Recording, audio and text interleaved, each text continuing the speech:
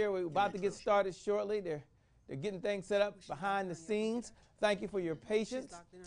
Making a few little tweaks here and there just so you can have an enjoyable experience, so you can have an opportunity to get some of the best information we know on how to become a virtual CEO. And I'm going to tell you right now, this is one of those days you just don't want to miss. And we're kicking off in a short period of time. It'll just be a few minutes. And what is a few minutes? A few minutes is a few minutes. Now, I think right now, as you can see, we want to make sure that we all able to connect. You see right up there, you can connect with Trevor Ott at facebook.com/Trevor Ott. Head on over there right now. That's pretty cool. And then catch him on the Twitter handle as well, at Trevor Ott. You see right there. Just go to at Trevor Ott. Let's connect. You follow us, we'll follow you back as well. And then also connect with me. I mean, as we're getting started, we're getting things set up in the studio. Folks are making seats. They're getting seated right now. Connect with me at Shay Brown Sales. And then find me on Facebook as well, facebook.com/Shay Brown Sales. Today's topic is virtual CEO, the blueprint. We're going to lay it out step by step, exactly what you have to do. And just imagine for a moment, picture this for a moment. You have an opportunity to earn 7 figures from your cell phone. Like, how cool is that? Like right now, if you were to go to your cell phone right now and you were to look at it, you would literally be conducting business. Now, some of you are already doing this. Maybe not at the level you want to, but you're doing it. And you're like, you know what? There's got to be an easier way. There's got to be an easier way. Not so much about the cell phone, but what if you can conduct business from your cell phone, which is, you carry that around probably more than your laptop. At least I'm on my cell phone more than I'm on my laptop. I'm on a laptop only because at 46, I've got to see a bigger screen from time to time. And so I'll go to my laptop. But guess what? What you really have to do is just be virtual. Now, you can't see me right now because we're getting things set up. We're getting things queued up in the back. But you can definitely connect. Now, right now, for those that are up, you might be wondering, okay, Shay, where can I connect with folks today? Where can I connect with Trevor Ott to ask him my burning question on hashtag virtual CEO? Maybe you have a burning question right now. You're like, gosh, I'm curious about this. You would just go to virtualnetworkinglive.com. Again, virtualnetworkinglive.com. And I am here. You'll see me shortly. Go to virtualnetworkinglive.com. It's where the networking is taking place. It's where you can connect with the speaker today. We have a couple speakers. We got the key speakers. We got Cheryl Wood. She's here. You can connect with her as well. Trevor Ott, ask him your questions. And maybe later if they want, and I'll answer some questions as well. Also, you can network with other folks. So where do you go? You go to Virtual Networking Live. And when you get there, today, just go knock, knock. Just like knock, knock. And once you do that, we're going to open up and allow you to join the private, the elusive, the exclusive Facebook group. And when you get there, let us know you're there. I mean, I'm looking forward to connect with you. I'm going to be there all day myself for as long as we're here. And what do? Enter your first name, enter your last name, and share what you do. Just share what you do. Glenn, I don't think you've come to me yet. I think they're seeing a big screen, which is fine because we want them to be able to connect, but it's okay if you want to bring it on in. So there we go. There we go. Hello, everyone. There you go. Now I can see you, and you can see me. How are you? How are you?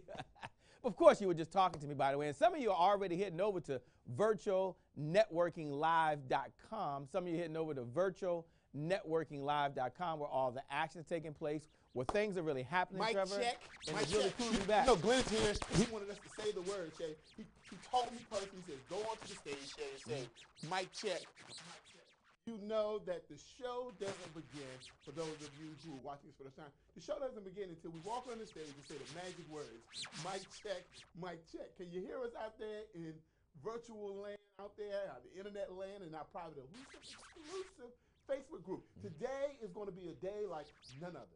This is going to be the, hands down, the best training of the year. I promise you. Oh, you said of the year? I mean, we've had some training sessions all year. But it's going to be the best one. But it's really good to be back home. I mean, isn't this great? I mean, I just love being back home. This is cool. I mean, I enjoy being able to communicate and hang out with them, but being in here. Now, why is this going to be the best training of the day? Well, today, we're going to break it down. We're going to go step by step by step on how to put together a completely functioning virtual platform. We're going to take you from the very beginning all the way to the end. Now, I don't know what you had planned on your Saturday, but I'm going to tell you, this is a Saturday you don't want to miss. You want to get your notepad, you want to get your pens. Tell people, don't call me. I'm in the middle of preparing for my destiny. I'm in the middle of preparing for my future. And so we're going to go ahead and get ready to get started, but get your pen, get your notepad, get your highlighter. We're going to do something amazing today. We're going to show you how to virtualize your operations, virtualize your marketing, virtualize your sales, virtualize your distribution, virtualize your presentation. We're going to show you how to virtualize your entire platform so that you are generating, the good news is, not virtual profits. we want to show you how to virtualize your business so you can generate real profits, real revenue. So if this is your first time joining us and you're watching live right now, here's what we want you to do. All questions, all comments, all networking happens in the private, the elusive, the exclusive Facebook group. And you can go there now by coming on over to virtualnetworkinglive.com. That's right, come on over to virtualnetworkinglive.com. That's virtualnetworkinglive.com. Now, when you get there, we need you to do a few things. What do we need you to do, Shay? Well, we want you to do a couple of things. First, tell us your first name. Tell us your last name. And that's important because we want to be able to connect with you. And then tell us where you're from. Are you from New York? Are you from Texas? Are you from California? And then hey, don't forget our overseas Shay. We got people from the UK, from Australia. We got people coming in from Ghana, Kenya. We want to respect our overseas audience, Shay. And we had many people. Taria had loads of people yesterday connecting from her to her from all over the world. So what do? Put your first name, put your last name, tell us where you're from, and more importantly, this is an opportunity for you to highlight what you do. Tell us what you do. Now, as you're telling us, you're telling everyone else out there as well. So it's a great, great opportunity to network and connect with other folks. Also, I'm going to encourage you to do this. This is something I really want to encourage you to do. I'm going to encourage you today to share any questions you have about becoming a virtual CEO. Yeah. I understand we'll be taking questions in the private, the elusive, exclusive Facebook group. And Shay, one of the things that's going to be different about today's presentation, about today's training, is we're not going to spend all day talking at you. I mean, this is where I want you to have your laptops out. I want you to have your pen and paper out. We're going to do something. We're going to do some work. I mean, we're going to walk you through, literally. If you follow this pattern, we're going to show you how to build and run a 7-figure empire. You said 7 figures? I didn't say 6. No, you didn't. You didn't. Okay. I heard you say I 6. said 7-figure empire from your laptop, from your mobile phone. For those people who, if you hear what I'm talking about, just go ahead and type into the private, the exclusive Facebook group. Just type in hashtag 7-figure empire. Just type in hashtag 7-figure empire. Hashtag 7-figure empire. Type that into the private, the elusive, the exclusive Facebook group. There's no other group that you. How do you get there? Come on over to virtualnetworkinglive.com. That's virtualnetworkinglive.com is where we take all the questions, is where you can connect with the speakers, the presenters, the trainers. We have trainers here today. And a shout out to Stevie Mills, who's already Stevie Mills. Stevie is sugar, Shay. Stevie Mills, who's here, says, "Great morning, phenomenal people. I am here from Greensboro, North Carolina, and I am a sheepreneur's best friend." Sheepreneur's best friend. Brand like a sheepreneur. Okay. But it's for like women, so it's like a sheepreneur. And Rakita, no problem. Rakita, don't worry. We're going to make sure that you see the link. Hopefully you can see us now, by the way. We're here, so you can join us as well. Brenda Graham says, audio has birds in the background. How funny is that? There's no birds here. Oh, okay. They said they hear birds tweeting. Tweet. It might be your phone, Shay. See, Shay has his phone on the stage next to the microphone. Okay. It could be a number of things. Everyone's got phones and they all got microphones. Okay, well, I'm going to take my phone down. They said, you're right, they're getting a lot of bad feeds on here. Hold on, we'll do a mic check. Let me turn this down over here. Jasonda Gibbs is here from Los Angeles. You know what time it is in Los Angeles? Wow, she's here. John is here. Cynthia's here. I'll be right back. No, this is Cynthia Armistead. Okay. And Donna's here. Success that shows up in your bank account is here. I know her brand. Success that shows up in your bank account. Keisha says she's here. Good morning, Achievers. Hey, Cheryl, I like that. You like that? Good morning, Achievers. Hey, that's pretty cool. That's pretty cool. Yes, I'm here, waiting to be blessed this Saturday from Richmond, Virginia. Thank you so much for joining. Krista Jefferson said hashtag. You could have drove on down. I'm in the bed. I'm in Richmond, Virginia. You could have drove on down to Keisha. We had room for you. Absolutely. And Keisha Jefferson said hashtag 7-figure income. Trevor, you know, this morning we're working on adjusting to make sure you have really good sound. So, you know, give us a few minutes when we broadcast it. So why don't I mute myself for just a second? Okay. They're doing a double check back there on the sound and the microphones and what's going on, which is just fine. It's just cool. Give us just a second. You know, Cheryl, sometimes we bring technology together and we're broadcasting and we're simulcasting in several different locations. What we find out sometimes is that we've got to make little tweaks and adjust. And there was a time, Cheryl, when we were just broadcasting out of our garage. We didn't have all these problems. We were just in the garage, just put up a microphone and say, hello, everybody, how are you doing? And the world came. Now we get into these fancy studios. We got all this equipment bouncing around and so forth. We've got to make sure everything is just perfect. So if you can, this is real time. This is what happens. We're going to work through it. Just give us a minute or two. The engineers, Glenn Garnes is back in the back, Village Connected TV. They're making the tweaks. You saw Trevor ran off the stage. You know, he's the back there technology guy saying, okay, we got the best brains and the best minds in the world, and we're going to get it right. I think it's getting better as we're talking. How does it sound right now? Mic check, mic check. If the sound sounds better, just put hashtag, Shay, sounding good. Just put hashtag sounding good, and I'm going to connect with you. Now, we have one of the presenters here today who's going to be sharing just some great information, and it helps you. I think it's the right way to kick off about mindset. It's the right way to talk about how to be a virtual CEO. It's the right way about saying, you know what, playtime is really over. There's some things that you've got to do to get ready. Now, I'm not bringing it up yet, by the way, but I'm going to tell you, she's here. She's not pacing back and forth because she's just cool. She's sitting down, listening, taking some notes, relax, and said, hey, when it's my time, it's showtime. The big red curtain has gone up. We understand that. It's time to step up. And I'm going to tell you right now, if you're hearing this person for the very first time, you're going to be really, really pleased that you showed up. If you're hearing it for the second time, you're going to be glad. If you heard her several times over, you're going to be like, wow. Each time she shares something with me that can help me become a virtual CEO. Okay. Mic check. They missed me, Shay. They told me to come back. I went and I switched the microphone, Shay. Now, Anita Coulter says, hashtag sounding good. Thanks a lot. Great. Nathan is here. Let me see. Flowers. There she is. Nathan. I don't know if you got that right. Because it is Nathan Flowers. Yeah. Now, I'm actually on my phone because I'm practicing being a virtual CEO for my cell phone, Cheryl. I'm not carrying around a big old laptop and trying to put that thing on my back. I'm going to be like this and just making money. Vanessa's here. Vanessa McLean, all the way from the UK. Hey, Shout out to her. She's here today.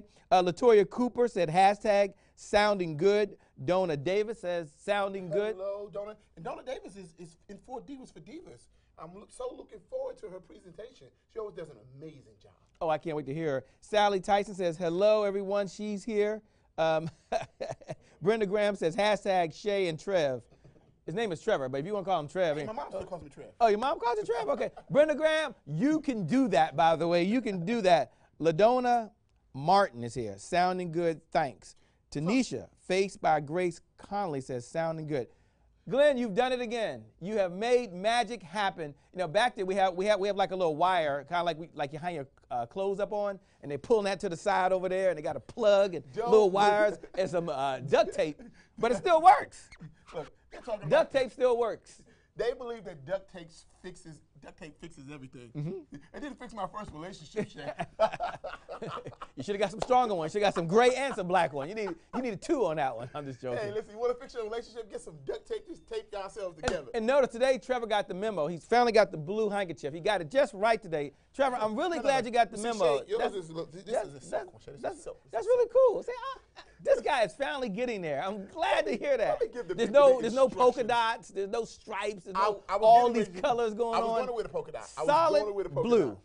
He's heard y'all. But I put the special socks on today, Shay. I don't know if they can see my socks, but I put the special They can't see his socks on. You know, he's trying to get his socks. I put the special socks on. Cheryl said I had sock swagger. You got sock swagger? Cheryl said I had hashtag sock swagger. I was like, hey, what's sock swagger? Well, I know one thing. Today, you're going to be teaching them on how to become. Although we're having fun, it's about today Being a virtual CEO. and building an empire.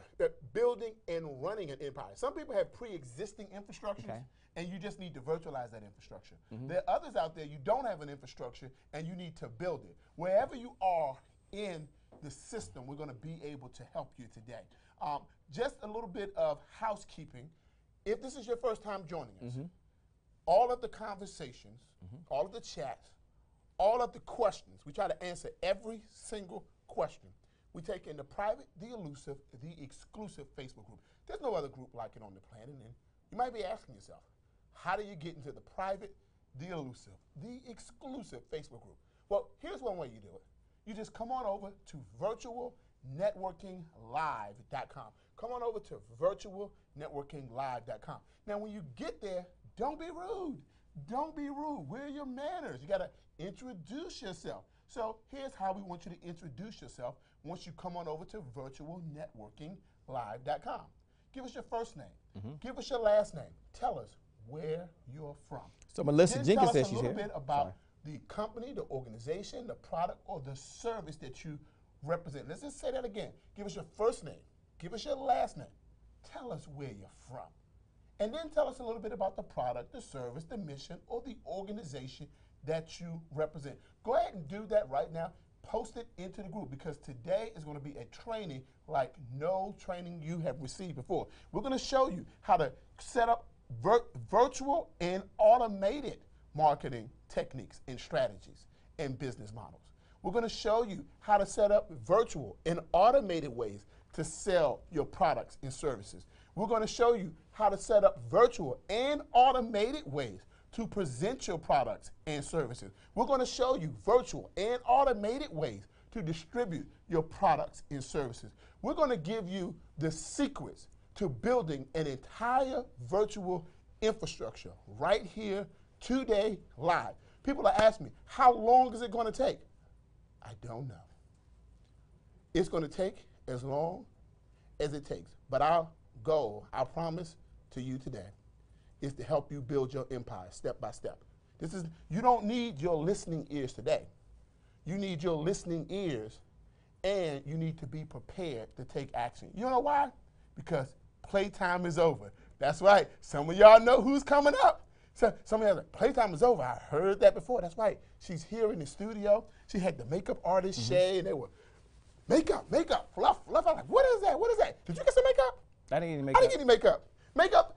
Makeup lady, we didn't get any makeup. I'm just all natural. We're not a superstar like our guest who's going to be coming up soon. And as guests come up, but let's give a shout out to Lorraine Sims Mickens is in the group right now.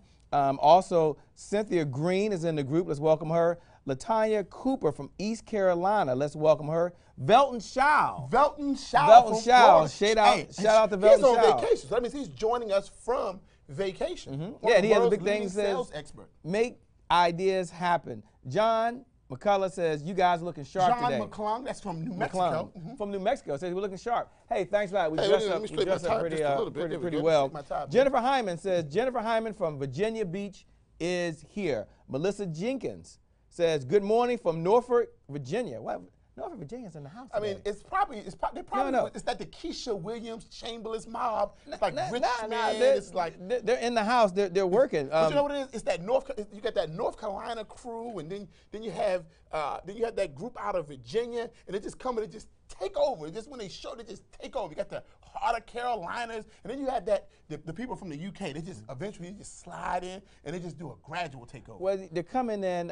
Sherry Diamond is in the house. Hey, Sherry, never seen you in a while. Good to see you again. Jose Duton says, from New York City, good morning, everyone. See, New York is represented. New York. Karonda Fleming is in the house. So nice. They named it twice. Karonda Fleming's making passion or making profits from your passion. Passionable. I think she has a new institute that she opened, the Passion Profits Institute. Okay. Yeah. Post that into the private, elusive, exclusive Facebook group. Let us know what you have there. Diane Smith, local, right here Hello, from the great Diane. state of Maryland, is in the house. She says she's here. Keisha Jefferson says, I'm here from Augusta, Georgia. Virtual CEO for FGX Press. Hey, They are here. What is FGX Press? Yeah, tell us. Is that a printing company? Or is that like a press company where they do press releases? Tell us more about that. That sounds kind of interesting. I can't wait to hear all about it. Okay, so Trevor, I know you said the first speaker is queued up. They're in the queue. They're ready to rock and roll. Well, you know, Shay, we haven't started yet. Well, we can't start till we do the 4 words. But I'm going to encourage you to do this. Go over to the private, in all seriousness. Today, go over to the private, to the elusive, to the exclusive Facebook group. How do you get there? You can look right below the link, right below the video. See, right below the video right there, and type in, and click the button. Or you can type in. You want them to type or you want them to click? No, I'm going to click first. It says click here. Some of you are going to click here, and you're going to click. Don't worry, you will not lose the video. Once you click here, if you look there, it'll open up a separate browser, and then I'll put you into the Virtual Networking Live, which is the private, elusive, exclusive Facebook group. For those of you who just want to open up a browser, you can open up another browser now. Just click, open up a browser, type in Virtual Networking live.com. And then once you do that, you can go knock, knock, and you're going to be accepted into the private group today, and enter your first name, enter your last name, tell us where you're from, and more importantly, tell us a little bit about the product, the service, the mission, or the organization that you represent. Now, I want you to do us a favor real quick, Shay. Okay. As you know, we like to welcome our speakers and trainers, and we do it the only way the private, elusive, exclusive Facebook group knows how to do it. Okay. We have a virtual applause system. And for those people, if this is your first time, here's what we want you to do. I want you to look above the video. Look above the video, and you're going to see the Facebook like button. Go ahead, just hit the like button now. Just go ahead, hit the like button above the video. Go ahead, move your mouse on up, click the like button.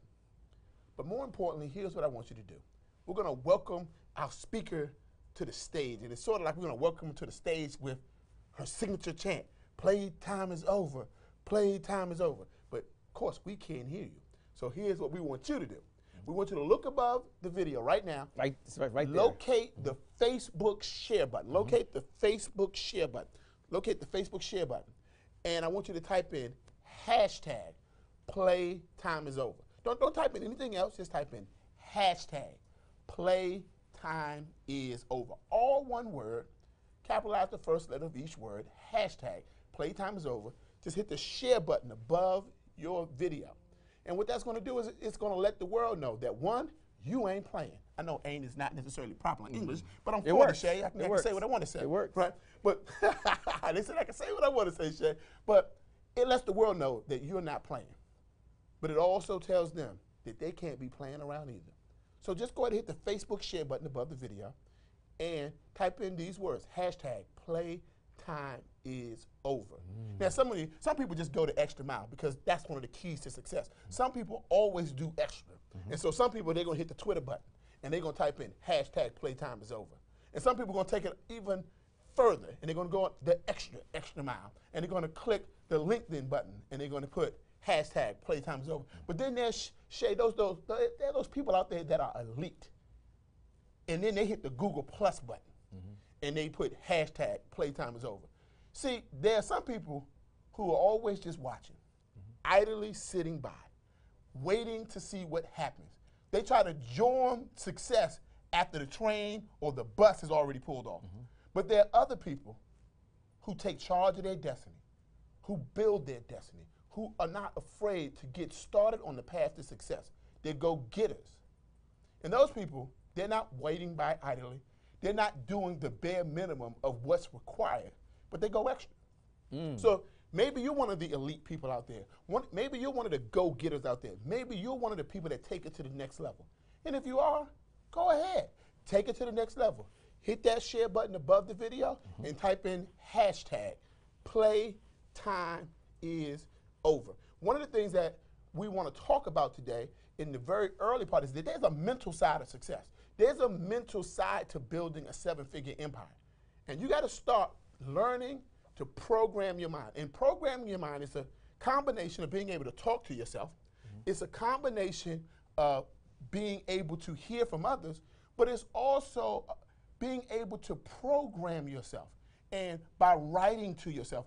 See, we talk about, I remember when I was in high school, Shay, I had a crush on a girl. I wrote her a little letter. I stuck it in her locker and waited to see what she thought. And that was me communicating to her. But when is the last time you've written a love letter to yourself? When is the last time you've written a letter to yourself to say, I admire you?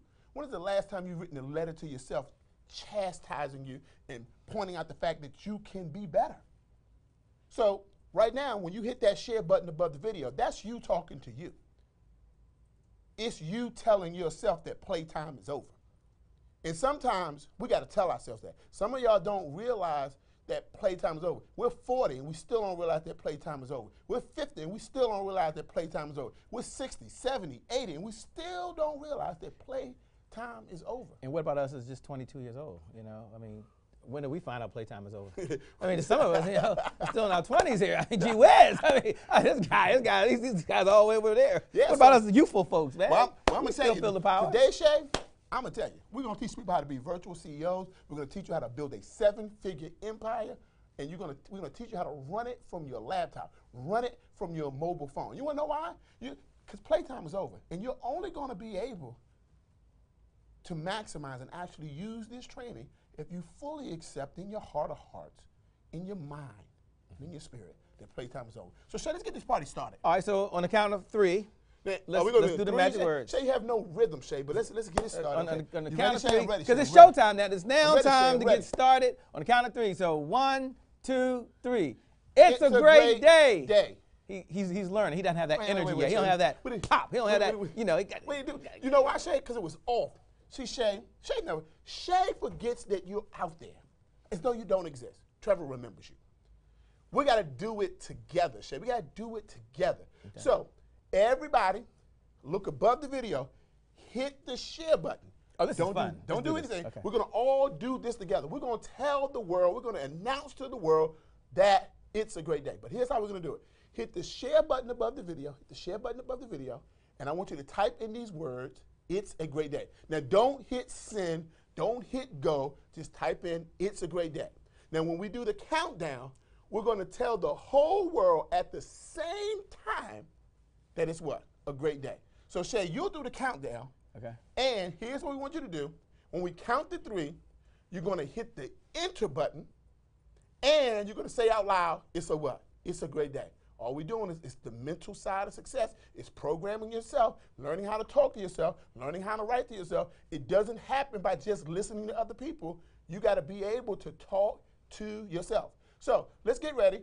Hit the share button above the video. Type in these words, it's a great day. Don't hit the enter button. You're not going to hit the enter button until Shay gives you the official countdown. Now, when he counts to 3, you're going to say it's a great day, and you're going to hit the enter button. It's a combination of being able to talk the talk, but also walk the talk. Not just being able to say, but also being able to do. After all, we got to take action. The universe rewards those people who take action differently than those people who do not. So, Shay, let's get ready to take some action. Okay, we're ready. So the count 3, here we go. 1, 2, 3. It's a great day. All right. I heard him, Shay. All right. I think I heard Lakeisha down in Richmond, Virginia. I heard Lakeisha. I think I heard Stevie. I swore I heard Vanessa all the way in the UK. I mean, I thought I heard him, Shay. I thought I heard Mika Zachary. I heard so many people say it's a great day. And all those that are out there, we're now getting started. We are here, as you said. Today, the hashtag, understand, Trevor, is hashtag virtual CEO. That's the hashtag. So whenever you hear something today that resonates with you, or you want to pay it forward, you want to share it with someone else, make a note and put hashtag virtual CEO. Okay. Now, there's a few folks that are out there. Cheryl will bring it up. Cheryl is in the house. Matter of fact, you can type that in the feed right now. Cheryl Wood. In the house. Now put her whole name there. Put at Cheryl Wood. It's no S on it. No S on it. No S. S. Cheryl It's Wood. Cheryl Wood is in the house. She's coming up in less than 5 minutes. Get your notepad. Get ready. But we do want to acknowledge, Trevor, some folks that are out there. Anna, he's like to blur. Anna Tech. Anna Tech is out there. She's Anna all Tech, the way. Anna Tech, Shay. Anna Tech, You need all some the way. glasses. Well, I have contacts, but ladies and gentlemen, the time has come to get my contacts changed. So I may have 2 glasses on coming up shortly, but that's okay. The good news is I'm here. Brian Cook says, it's a great day. Hey, He's Brian. feeling excited. I'm going to tell you, the best is yet to come. This very first speaker who's going to be training you, oh, you don't want to miss her. She's coming up in just a second. Haki is in the house. He's throwing down. He's just released a book, Mission Unstoppable. He's in the house. Also a high-performing professional in Organo Gold. Okay. He's really at the top of the food chain. Can't wait to talk. Jackie Benjamin is in the house. Welcome, welcome, welcome for being in the house today. Brenda Small. Hey, Brenda Small out there in Washington, D.C. Thanks for joining us today. Tanya Bryant. Tanya Bryant is in the house. Now, notice I don't have a big laptop. Like in the past, Trevor had a big laptop. He has a big Apple laptop. He was carrying that big thing. Get my laptop. I've already learned how to be a virtual CEO. Matter of fact, put this out there. Hashtag virtual CEO. Use your smartphone. Just put that out there right now. Hashtag virtual CEO. Use your smartphone. So if you see Trevor with that big laptop, just put Trevor, hashtag what? Virtual CEO. Use your smartphone. I've already started, ladies and gentlemen. I've started it off like this way, and I want you to do the exact same. Okay, Trevor. All right. We're ready. We're ready. Let's introduce a speaker that's going to really train tonight. So what can you tell us about our speaker? I mean, why did you choose her to kick off the Virtual CEO Summit? First of all, one of the reasons that we asked Cheryl Wood, you all know Cheryl Wood, not some of you, are meeting her for the very first time, is there's really three reasons. Number one, she walks the walk. And that's the most important part. Get a chance to go out there and connect with her on Facebook. You'll see that every day she's out there, number one, teaching, number two, implementing, and number three, she's sharing it with the world. I mean, she does the best job I know of finding that happy balance from a mindset perspective on what it really means to be a virtual CEO. Not only is she an entrepreneur, which means she's a business owner, which means she's in sales. Trevor doesn't realize she's in sales, but she's in sales because all roads in business lead to a sales presentation. So she's in sales, but she's also a wife. So she has a husband she has to take care of. But not only that, Trevor, goes a little deeper than that. She has 3 little ones. Now, 2 are twins. Rock star, Shay. Rock star. They're rock stars. I mean, her daughter just recently won an award. Go out and find her face. It's on your Facebook page, right?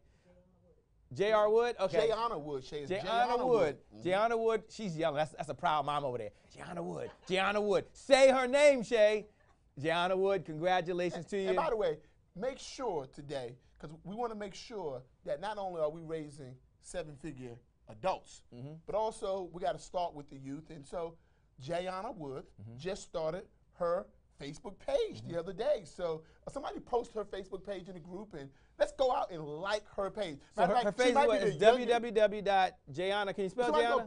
Taria's going to post it into the group, and we're going to all go and like her page. And we're going to give her a bunch of followers. She might be the youngest member of the private, the elusive, the exclusive Facebook group. So Taria's going to go ahead and post her link in the group, and everybody just go out and like Jayana's page. Go out there and like it. Oh, I can't wait. Also, Cheryl has a very interesting story. I'm not going to take the story from her, but she started off by just really selling T-shirts. And from there, T-shirts. I mean, she was in the T-shirt business, and then from there, she went on and she had a dream. I'm not going to talk about it, but she had a dream. She had a mission. She believed. And number one thing you need, Trevor, when it comes to being a virtual CEO, first you have to have belief. It all starts with belief. Whatever the mind can believe and conceive, it can what? It can achieve. But more importantly, she really goes by the principle for many, many years that you become what you think about. And every time she speaks, she gives her declaration of where she's going to be, not today, but in the future. So what better place than right now to be speaking today? Yeah, and we found that many times, I mean, we go to school to develop the technical skill sets necessary to perform in the work world. But many of us are not putting in the time mentally to perform at that next level. And it's a combination of both. And even when we're talking about Cheryl, she's balancing being an entrepreneur, balancing speaking all over the world, balancing being a mom, balancing being a wife. And it's just like riding a bicycle. How do you ride a bicycle? By consistently going forward while maintaining what? Balance. And you know what she's doing? Watch her every day. Watch her every week. Watch her every month. Watch her every year. She's going forward while consistently maintaining balance. And some of us, we're going forward in our life, but we have no balance, so we fall. And she'll tell her story. She's won a long list of awards. I'm talking about recently. I'm not talking about 10 years ago, it's more like 15 years ago, like 20 that, years ago, where she's been, she's received recognition from her colleagues. Yep. top 40 under and 40 her award. peers. And I mean, every time I turn around, she has another award. Well, absolutely. And the award's important, but more importantly, I think it's being recognized by her peer group, by her colleagues, by folks that are voting for someone that is actually doing what they need to do. So she didn't win this because she won out and won a big contract and said, okay, you're the entrepreneur of the year because you brought in the most revenue. No. It's because of the action she's taken, the people that she's teaching, and what she's doing every day in her community. Absolutely. And recently, Shay, she was voted as one of the top 100 most influential women on social media. I mean, just recently. I mean, she is a rock star in her own right, and we have her here today at the Virtual CEO Summit. And I love sharing with you how she got to the top. And she's coming up. I love her motto. I mean, it's one of her mottos, that playtime is over. And that means a whole lot of things, and she's going to define that. But just the name alone, playtime is over. Maybe playtime's over for you in your business. Maybe playtime's over for you in terms of not being associated with technology. Maybe playtime's over in terms of you getting out and getting your message out to the world, which she helps folks do, Trevor. Yeah. Folks have a message inside of them. Folks that are ready to get out there and deliver it, and they want to go one to many so they can help impact other folks. She does that as well. I mean, this person is like, I mean, she's very well-rounded and can stand here today and share step by step what it takes to be a virtual CEO.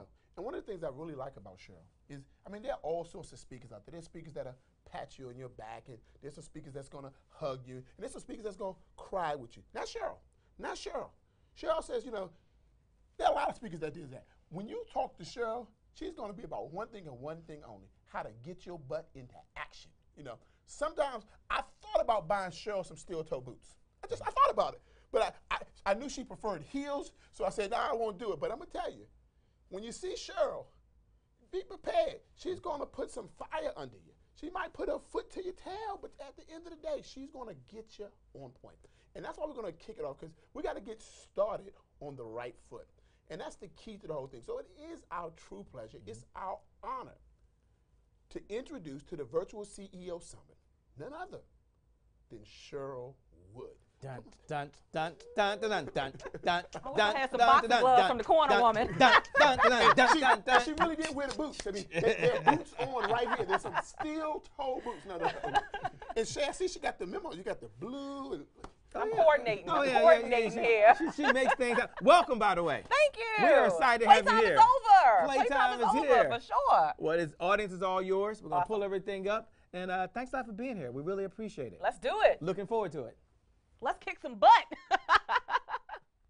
You know, it's so funny that I get to hang out with these handsome guys who are all well-dressed, and I have my makeup person here and my hair person and all, you know, the styling people who say you got to do this and wear that.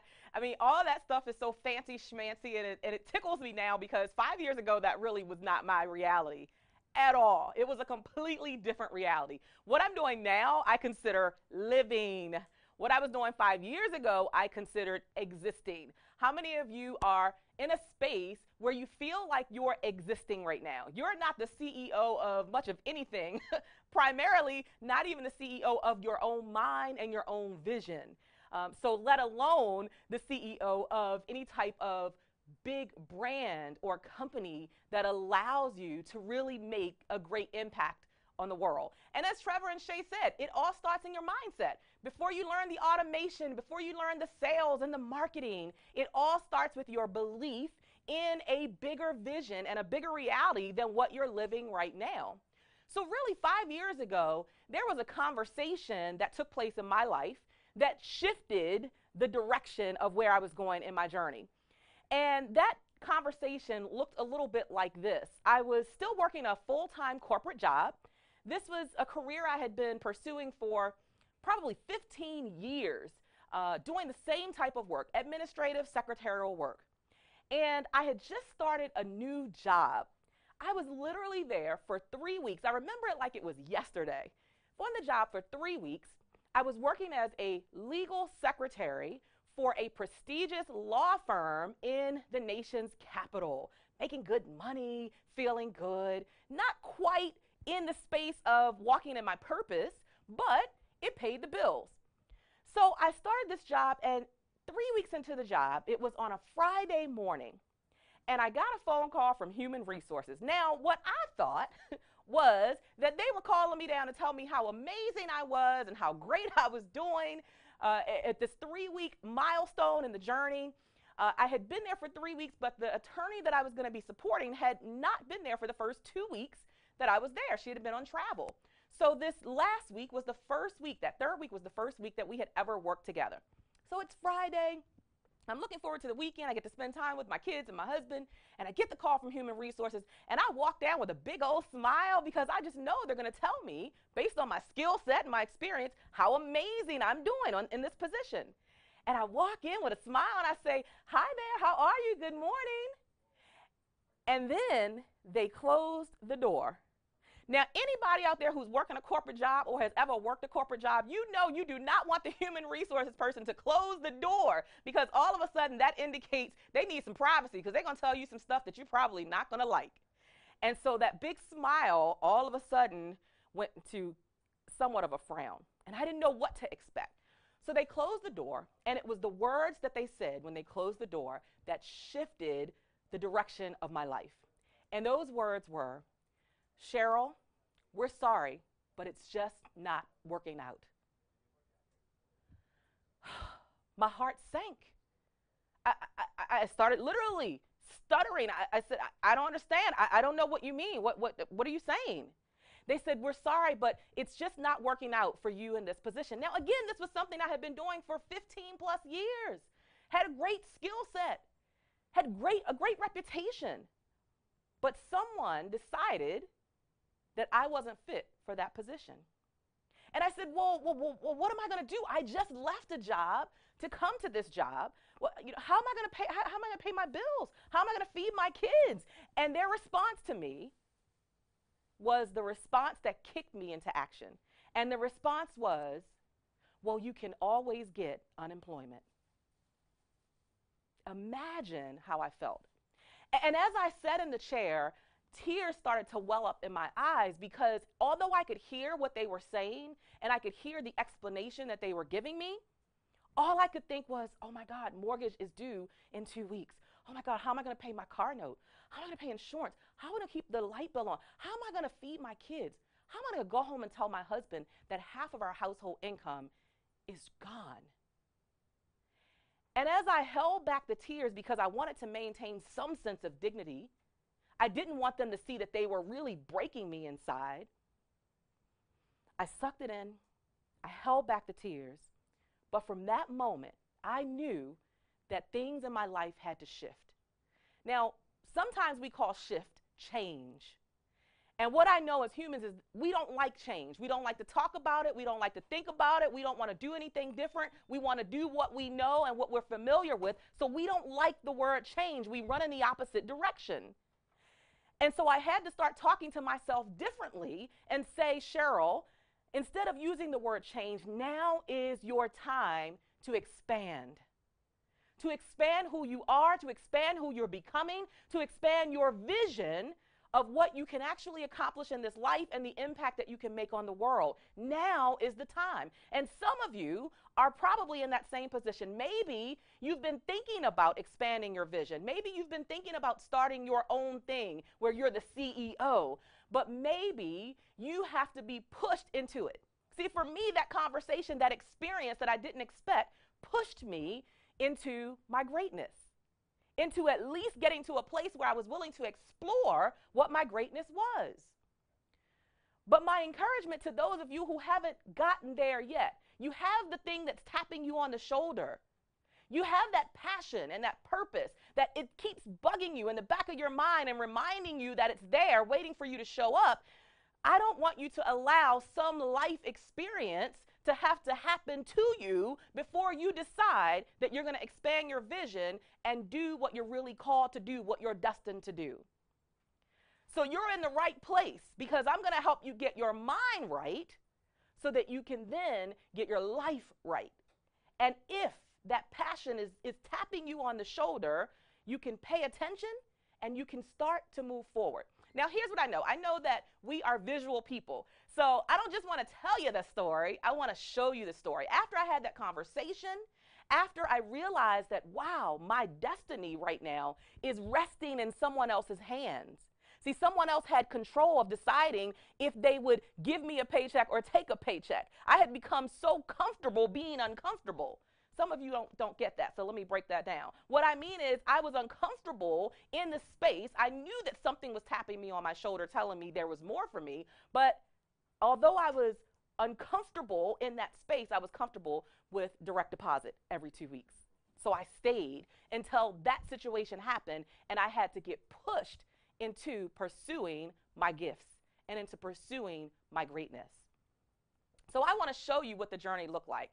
After I had that conversation, I made the intentional decision that I was going to change, no, not change, I was going to expand who Cheryl was, expand who I could become, expand what my possibilities were in life, expand beyond existing and into living. And so let's look at what that looked like. First of all, in the end, we only regret the chances we don't take. So I had to take some chances. But here is what that looked like. So 5 years ago, after I had that conversation, I still went back and I got another job.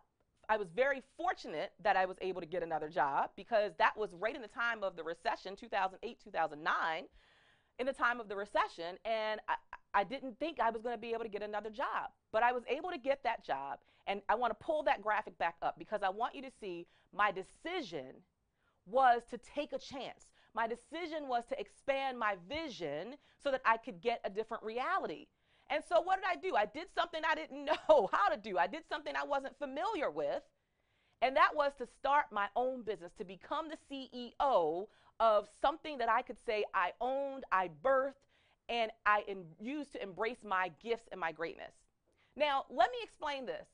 When you decide, when you intentionally make the decision to do something, to expand, you don't always know the how, and really the how is irrelevant. It's the why that is most important. Put that in the feed. The how is irrelevant. It's the why that's important. My why was that I never wanted to find myself in a situation ever again where I was sitting in a human resources office with someone telling me that I no longer had that paycheck that I depended on, that my livelihood was being snatched from me and there was nothing that I could do about it, that I had no control. And so I started the t-shirt business. Moms are the best. And that's what Trevor and Shay are always talking about. In 5 years, she went from a t-shirt business to this international speaker. But it took work, and it took expanding my mind and wrapping my mind around the idea that I could do something different, even though I didn't know what the full journey looked like. So as you see there, I'm out at vending events, and this is while I'm still working a full-time job. I'm at vending events, I'm selling these t-shirts, I'm creating a buzz about who I am. At the top in the middle, you can see I'm outdoors at an event, and I have this tent. Let me tell you, I didn't always have the tent. When I first started, I was extremely wet behind the ear. I didn't realize when you're out in the 100-degree weather, you might want to have a tent. And so I would literally sit in the parking lot at these schools that had these flea market type events, and I'm selling t-shirts simply because I was nurturing a possibility of something different. A possibility is just a conceivable idea that you can go from where you are to where you want to be, that you can create a new space.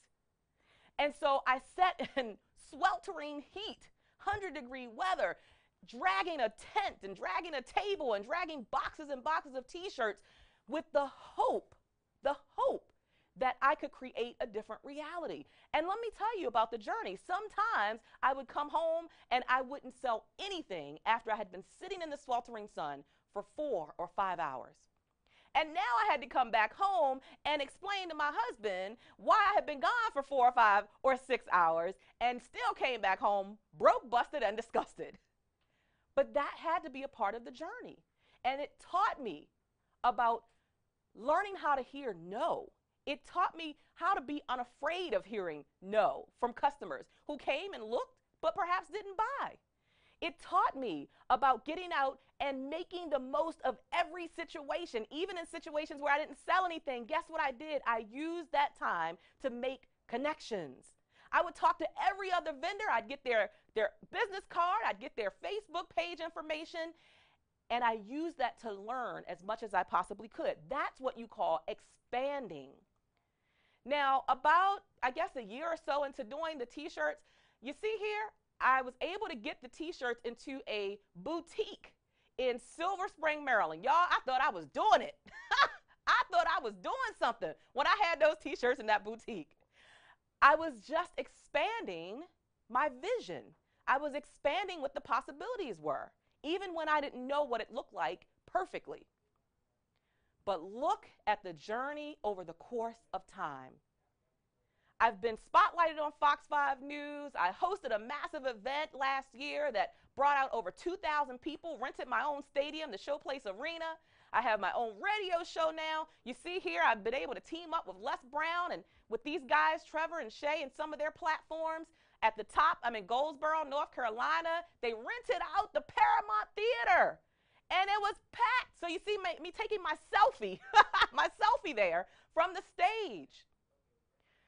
So what I mean when I say expand your vision is expand what you believe is possible for your life, regardless of what's going on right now. See, whatever you were born into is not what you're destined to become. Whatever you're experiencing right now is not what it has to be. You have to make the decision that you're going to expand. And if you want something different, that you're going to put in the time, the energy, the effort, and yes, the financial commitment to getting something new, something different, a different reality. And today is one of the perfect examples. You're investing your time to be here so that you can learn, how do I grow my business? How do I market virtually? How do I create a buzz? How do I automate? How do I do all the things that will keep me as a trailblazer in the entrepreneurial space? You're investing your time, and that's your most valuable asset. And that's what you've got to be willing to do as you're expanding your vision. I even took it so far, y'all, I jumped out of a plane, right? Now, that's really connecting with your brand and expanding your vision. This was the thing that scared me the most. I am terrified of heights, absolutely terrified. So what do? I say, well, I got to walk the talk. And if I tell my clients that they've got to be fearless enough to get out and get what they want, be fearless enough to do things in their business that they've never done before, then I've got to be the example of what that looks like. And so for me, I actually connected it to a literal expression of being fearless. And I go up and I jump out of a perfectly good plane, 12,000 feet in the sky. Talk about really expanding yourself. But when you start walking in the person that you're really destined to be, when you give yourself that opportunity, what happens is your confidence levels build. And you say, wow, if I can do that, what else can I do? If I can get a hold on my marketing, what else can I do? If I can learn how to automate, oh, what else can I do? And every time you take another step, it builds your confidence levels to take an even bigger step. There's always a next rung on the ladder. There's never a place where you do something and you say, okay, I did that, done, and now there's nothing else. No, there's always room for growth and improvement. And that's why you're here. Look, we're in an information overload society, period. And so you're not here because you just have nothing else to do on your weekend, on your Saturday. You're here. People, even myself, we seek out information that we feel like we need to move forward in our lives and our businesses and our careers. So you're here because there's something that's missing. And what I'm saying to you is, as you listen to everything you're going to hear today, as you have your laptops and your notepads and your pens and you're taking notes, don't say, well, I already know that. Instead, shift your mind, expand, and say, how good am I at implementing that? It's the implementation, it's the action that matters. And where does all of that start? Where does the belief that you can implement and take action and get the results you want, where does it start? It starts here. It starts in the mind, believing that, yes, my possibility can become a reality. So here's a self-assessment I want you to take. Ask yourself, honestly, am I forfeiting expansion in my business because I'm too infatuated with comfort? See, what I know is that comfort and greatness do not live on the same street. Comfort is the thing that breeds mediocrity. Discomfort is the thing that breeds greatness. Discomfort is the prerequisite to expanding in your business. And yeah, sometimes like this picture, it's going to make you want to cry. Sometimes it's going to hurt. Sometimes you're going to lose things. You might lose money. You might lose friendships. But guess what? If you really believe in the why, we said that earlier, it's not about the how, it's about your connection to your why. If you really believe in the why, if you're convicted about why you're doing what you're doing, then you're going to be willing to go through the discomfort to get to the other side, which is where your greatness rests. So here is the only thing I tell you, is that you have to make sure you're willing to do more than whine about it. This is a no whining zone. The same energy you spend whining, you can spend grinding for your vision. That's why Trevor always talks about me having those steel-toed boots, because, you know, we can kumbaya all day and we can hug and we can cry together, but then what are we going to do? We got to get into action. I haven't grown from walking in corporate America in a space where I didn't believe that was where I was destined to be, to starting a t-shirt business, to now growing an international speaking and coaching business where I've shared the speaker stage with Les Brown and George Fraser and Layla Ali. I didn't get there by crying about what wasn't right. I only was able to get there and have been able to get there and continue to grow by taking action and by grinding instead of whining about what I don't have, what I'm lacking. And let me say this, sometimes we can see a perception of someone, right? Especially with Facebook and social media. It makes everybody look like they're a superstar. They got it going on. They never have any bad days.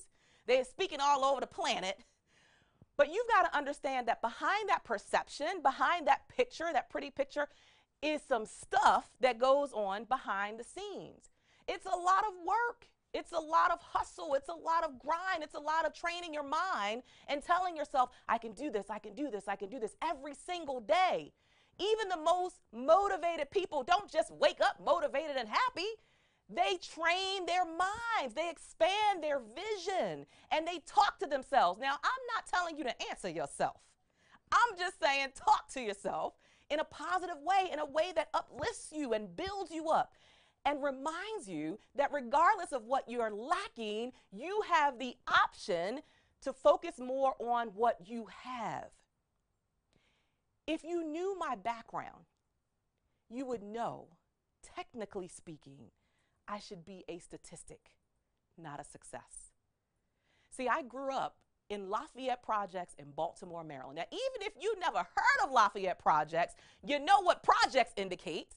It indicates poverty. It indicates a life, an environment of crime and violence and things that really no kid should see. But that was the reality that I was born into. It was an environment of a lack of resources, educational resources for kids like me with brown skin. My mom was a hardworking woman, but she was a single parent. And what I did know about my dad was that he showed up every once in a while, and when he did, I knew him as the dad who drank himself silly and who created havoc in our lives. I mean, I have memories of running out of the house, and I have memories of him banging down the door, and I have memories of him busting out windows. I have memories of the police coming. I have memories of visiting my father in every prison throughout the Maryland area. That's my reality. And my reality is that my mom didn't have the resources to say, Cheryl, go off to college. So I have no college degree. What you see is nothing more than a manifestation of what God has worked with. He allowed me to take what I have and said, I can bless you and help you to move forward. He gave me the option to wallow in self-pity and what I was lacking, or to say, you have the power of choice to nurture your possibilities, to expand your vision, to have a limitless future, and to make an impact on the world and to show other people, not tell them, but show them through your actions that yes, it is possible if you're willing. If you're willing to put in the work, if you're willing to connect with other people who sometimes will see more greatness in you than you see in yourself. Across this 5-year journey, there were times I didn't believe I had a gift. Now, my husband would probably say, yeah, she got a gift for talking. He knew years ago, but I didn't embrace that. I didn't embrace that this was a God-given talent. that I could actually use to change my life, to expand my future, to expand my children's future, and to impact women globally. But if you can believe it, if you can conceive it, then you certainly can achieve it. But are you willing to put this sign up and say this is a no whining zone? We work for what we want and we expand our vision. So here's the call to action. How do you expand your vision? Well, first of all, you've got to be able to visualize a level of success that makes you uncomfortable.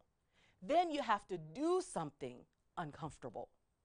So when I first realized that there was the opportunity for me to have a platform to share my voice and to speak, that was uncomfortable. First of all, when you're a speaker, you are the center of attention, and that's something that I was very uncomfortable with. Because you know how we do as women, right? When another woman walks in the door, what do? We start from the toes and we go all the way up and then we go back down and all the way back up. And I wasn't comfortable in that space. I wasn't comfortable with people checking my toenails out to see if they were polished today. I wasn't comfortable with people checking out the thread count on my suit or my dress and saying, who is that? Who is she wearing? Is she carrying a Coach bag? Or is she carrying some knockoff bag? I wasn't comfortable in that space. So I wasn't comfortable walking in my gifts initially because I was afraid of the responsibility that came with it. I was afraid of the influence that came with it. But I had to be willing to walk through discomfort. I had to be willing to do things that were unfamiliar in order to become a virtual CEO. I had to do things that were uncomfortable if I was going to move out of and beyond a space of being stuck in a 10 by 10 cubicle every day with no window where I answered someone else's phone who was making 4 times my salary. How much do you want it? What is the why that you're connected to? And then do something uncomfortable. Starting the t-shirt business, that was uncomfortable. I didn't know anything about being an entrepreneur. I didn't know anything about sales. I certainly didn't know anything about marketing. I didn't know anything about social media. You know, now I got 5,000 friends just on my personal page on Facebook. And I laugh because, look, I don't even know 5,000 people. But when I started, guess where I was at? 0. Just like everybody else, 0. So it has been consistently expanding my vision, expanding my expectations, and saying it's okay that I come in, I start at rookie level, but I can certainly, through consistency, I can climb the ladder and go from rookie to the CEO. But it's a combination of visualizing levels of success that make you uncomfortable and then doing something uncomfortable. So standing on a stage in front of 300, 400, 500 people was uncomfortable when I first thought about it. And just the thought of that, I mean, my palms would sweat. I couldn't even shake people's hands when I went into the room to speak at an engagement. My hands were sweating so bad. My heart would start racing and I had butterflies in the pit of my stomach. I'm running back and forth to the bathroom. Like I was a wreck when I first just thought about it. When people started calling me with opportunities to speak, just the thought of it was uncomfortable. But it was walking through those doors of opportunity that have positioned me to make an impact in my own life, in my own household, and also in the world. So what is it that you're doing that is uncomfortable? Sometimes we get in a space as entrepreneurs and we learn something and we master that thing, but we never move on to the next thing. See, you have to constantly push yourself. These live stream events, they are uncomfortable for me. First of all, I got to do makeup, I got to do hair, I got to make sure my clothes look right, got to make sure I wear the right color. I mean, it's a lot of work. And it's a little uncomfortable because I'm used to a live audience now. That's my comfort zone because I get people's eye contact. I'm getting the amens and the yes, sister, right? That I thrive off of that type of feedback and energy. But live stream, I can't see y'all. I'm hoping you like what I'm presenting. See, that's discomfort. But are you willing to intentionally pursue discomfort so that you can get to the opposite side of that, which is greatness? That's where I want to be. I want to know that my future is limitless as an entrepreneur who's building a successful, a sustainable, but also a profitable business. If it ain't making money, it don't make sense. So I have to continue to push myself. Even that was very hard for me. Getting to a place where I valued what I brought to the table. Getting to the place where I was willing to talk about money. How many of you out there, especially my female entrepreneurs, you scared to talk about your fee? You're scared to talk about your value that you bring? You say, well, oh, it's okay. You don't have to pay me. I'll do it for free. If you're doing it for free all the time, you have a hobby, not a business. You are not a virtual CEO. You have a charity or you have a hobby, period. There's no way around it. And it's only until you're willing to expand your vision and your thinking and your idea about money and finances and where you can go. You know, now I'm at the place where when I think about the million dollar status, I'm like, ooh, that's a bit much, you know. I start thinking already, like, what am I going to do when I get that first million? And how am I going to spend it? And where am I going to invest it? And what am I going to do? And how do I maintain humility? All of those, I think about it now as though it has already happened. You've got to walk in the shoes that you want to fill before you ever fill them. So that means do the things now that demonstrate who it is you want to become. So expand your vision. What is your unrealistic, impossible dream? And how are you reaffirming that that dream is possible? What have you done in the last 30 days that have made your heart race, that have made your palms sweat in your business? If you are in a place of comfort, you are no longer growing. So what is that unrealistic, impossible dream? See, for me, I say, look, Les Brown, you better watch out. Tony Robbins, Lisa Nichols, you better watch out because Cheryl Wood is coming. That's my unrealistic, impossible dream. And when I think about it, when I think about having that level of influence around the world in parts of Africa that I can't even pronounce, when I think about that, it makes me shiver. When I think about being able, in a place of having that type of impact and influence and responsibility for helping people to walk into their greatness, yes, it is a little uncomfortable thinking about that. But I don't sit in discomfort. I don't sit in that space. I take that discomfort, I take the energy that surrounds discomfort, and I act, I execute. And I say, I will learn as I continue to take steps through the journey. That's the only way you can figure it out. That's the only way you grow, is if you take the steps and you learn through the journey. And as you take those steps, yes, there are going to be times when you fall flat on your face. Look, get over yourself, period. Get over yourself. Learn how to laugh at yourself. There are some videos, I go back and I look 3 years ago when I first started speaking. I look at my hair on some of those videos. Woo! It was rough for a sister. But I didn't allow that to keep me stuck in that place. I didn't allow what was my current reality at that moment to determine my future, to determine what I could achieve. And even now, I know that there's so much more to come. But I walk with a huge smile in the space that I'm in right now. And I never despise the small beginnings that are catapulting me to the big achievements and accomplishments in my journey as an entrepreneur. But again, it's about action. You expand your vision by thinking early on, before it ever happens, about what could be. And how are you going to feel? How is it going to feel? How are you going to handle the responsibility? Are you bracing yourself for what's coming? Because it's not possible to keep working for something and never ever have the results that you want to manifest. That's not possible. They're going to come. You know how people say, be careful what you pray for? Because it's going to happen. If you put the faith and the works together, oh, you're going to get the results. And it will hit you like a ton of bricks. And you say, wow, the thing I've been praying for all this time and working for is here. I'm in it. Now what do I do with it? And sometimes that can be a lot of pressure for people. So you have to prepare yourself, prepare your mind for that now.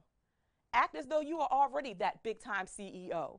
Act as though you are already that big time speaker for me.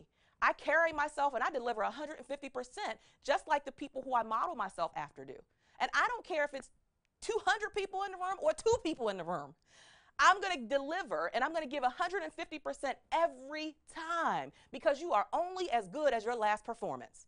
I don't care how great you were yesterday. I don't care how amazing you were 6 months ago or a week ago. You are only as good as your last performance. So are you bringing a level of excellence in your business every single time, every performance, Every time you get to speak, every time you get to talk to a customer, every time you get to deal with even complaints and people who aren't, do you still bring a level of excellence where you can smile knowing that you brought the best of you?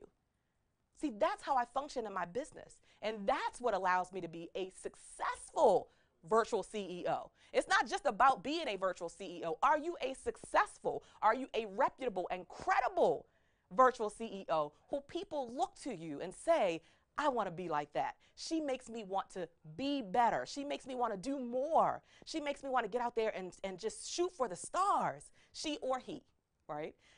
It doesn't matter. But you've got to be willing to put in the work. You've got to be willing to expand your vision. And so what are you doing, again, that has become comfortable, and how do you expand beyond that? Are you really, really reaching for your full potential, or are you in a place of mediocrity? And then what is your vision for the next 12 or 24 months? See, sometimes we say, we think in 5 years, in 5 years I want to, in 10 years I want to, look, I might not be around in 5 years. I don't know. I don't know what life holds for me. I have no idea. So that means I have to commit to putting out my best today and tomorrow and the next day and every day. And so I encourage you to shorten up your expectations, your goals a little bit. Say, okay, well, instead of looking at a 5-year trajectory, let me think about the next 12 months. Let me think about what I'm going to do in the next 24 months. As I tell my clients, if your tomorrow never came, are you satisfied with what you've done today? Are you satisfied, even if you haven't gotten the results that you're working so hard for, are you satisfied that you're living in a space where you say, you know what, there's a smile on my face because I'm doing what I really want to do? See, when I was going to that corporate job every day, everything in my spirit was yelling out, Cheryl, this is not what you're supposed to be doing. It was like internally I had this shaking that was reminding me every day I was supposed to be doing something different. I was supposed to be out in the world making my mark, but I kept silencing that feeling and that voice internally that said, there's more for you. Are you doing that? Are you silencing the voice that says, hey, playtime is over. Now is your time to play bigger. Now is your time to face the giants that you believe you can never overcome. Now is your time to climb the mountains that you thought were impossible. See, when you walk in a space and you say, I'm willing to at least try, that is what expanding your vision is all about. So 2 important things to remember. And this is as it relates to expanding your reach and expanding your revenue. So you've already expanded this vision. You said, okay, I'm going to play bigger. I'm going to think bigger. What is it that I can accomplish? How do I create this limitless future? But as you're expanding your reach and your revenue, you've got to remember, if you're out of sight, you are out of mind. And as I tell my clients, visibility will always trump ability. If you don't believe me, get on to Google and Google Snooki. Do y'all know who Snooki is? Snooki is from one of these reality shows. And I remember seeing a newsletter come out which said Snooki was commanding $34,000 for a 1-hour keynote speech and was getting paid. Snooki, visibility always trumps ability. So people who may not even have quite a positive message that you believe should be out there sometimes can get overlooked because of the level of visibility that they're lacking. Are you lacking visibility? Now, for those of you who are, maybe you're just starting out, or maybe you're 2 or 3 years in and you're like, well, I've been trying, but how do I? You keep doing it. Nobody knew who Cheryl Wood was 5 years ago. I wasn't traveling the country. I was just another ordinary woman who was tired of existing and said, I've got to do something different. Let me tell you, in that first year, I was at every networking event I could find. Oh, I created a buzz. I made sure I was visible. I connected with people. I made sure I started developing relationships. Some people said no, they didn't want a relationship. They didn't want a collaboration. They didn't want to hear anything about what I was doing. And that was okay. It's not the people who are saying no that I'm concerned about. It's the people who are saying yes. That's where I'm spending my time. And I continue to nurture those relationships and develop those relationships. And guess what? Those relationships put me in touch with other people who could then give me more exposure and help me to develop my credibility and my reputation. So even if you say, I don't have the level of visibility right now that you have, that's okay. I didn't start out that way. Les Brown didn't start out as Les Brown, did he, Stacy? No, he didn't start out as nobody know who Les Brown was. He was a disc jockey. How did he go from disc jockey to the #1 motivational speaker in the world? Because he consistently made sure he was visible in the marketplace. He got out and he shared his message. And you've got to reach that place where you say, I want to share my message. Whatever it takes for however long it takes. You've got to share your message and have a voice in the marketplace. That means you need to be on social media. I don't care how much you don't like it. It's not about what you like or don't like. Will it get you visibility? See, social media allows you to become an overnight success almost, right? An overnight success. We talk about overnight, right, all the time. But this allows you to have overnight success in terms of influence all over the world. So if you're not on it, can you really say that you want to be a virtual CEO? If you're not sending out a newsletter, if you're not doing the things that allow you to stay visible, can you really say that you want it? Sometimes we become so infatuated with talking about it, with planning it. You know, I tell my clients, you've got to go from a place of ing to marrying Ed. Divorce ing and marry Ed. What I mean is all the planning and thinking and tweaking and brainstorming, right? All the ings. But you've got to at some point get to a place where you say, I added an ED on the end of that thing. I created, I completed, I executed. Did you do something with all the plans? Did you do something with all the brainstorming? Or are you just the person who has 10 journals around your house and they all got all these amazing notes and you've done nothing with it? Are you the person who, like one of my clients, she said, well, you know, I've been working on my book for 8 years. Really? 8 years. It doesn't take that long. But you've got to get to a place where you say, I'm going to do it right now. I'm not going to wait any longer. Playtime is over. So how are you staying top of mind in the marketplace? How are you allowing your voice to be heard? How are you getting out there and sharing your story? How are you educating and informing people so that you stand out in the marketplace as an expert? Let me tell you, you cannot be viewed as an expert if you're not giving expertise to anybody. So are you doing the work? See, these are the things that are required to really expand your reach and your revenue. What are you really doing? There are so many ways to expand your reach and your revenue. These are just some of them. Speaking and blogging and creating webinars and videos and CDs and books and podcasts and having VIP days and group coaching and individual coaching, newsletters, interviews. The list goes on and on. So you have options. Are you taking advantage of the options? Are you really in a space where you say, I'm ready, and you're showing up? Now, the thing about creating these things is that, guess what? You got to create it. You've got to sit down, buckle down, and say, I'm going to create the content that I want to share in the marketplace. So you can know that all of these things are available. But what did I say at the top of the hour? I said, it's not about what you know. You've got to ask yourself, how good am I at implementing it? Are you implementing any of it? Some of you, you're sitting and you're saying, well, I'm tired of being a brokepreneur. I'm tired of not having the money. I can't find the right clients. But have you even put in the work to find the clients? Have you even put in the work to actually have offerings that are beneficial to prospects and customers? So let me give you just a few tips. Number one, do more than get motivated, get moving. So what are your goals over the next 12 months? Let's just start there. The next 12 months. What are your goals in business? We're talking about expanding that reach and the revenue. What are your goals? Have you taken the goals out of your head and put them on paper? If you don't write them down, that's what I say. A goal that's not written down is a wish. Wishes are for fairy tales, and we are not in a fairy tale. We are living in the real world. So have you written them down? Because what happens is so often our minds are bogged down with all of this stuff we have to do every day. Like when I wake up in the morning, I'm like, okay, my daughter has a birthday party today.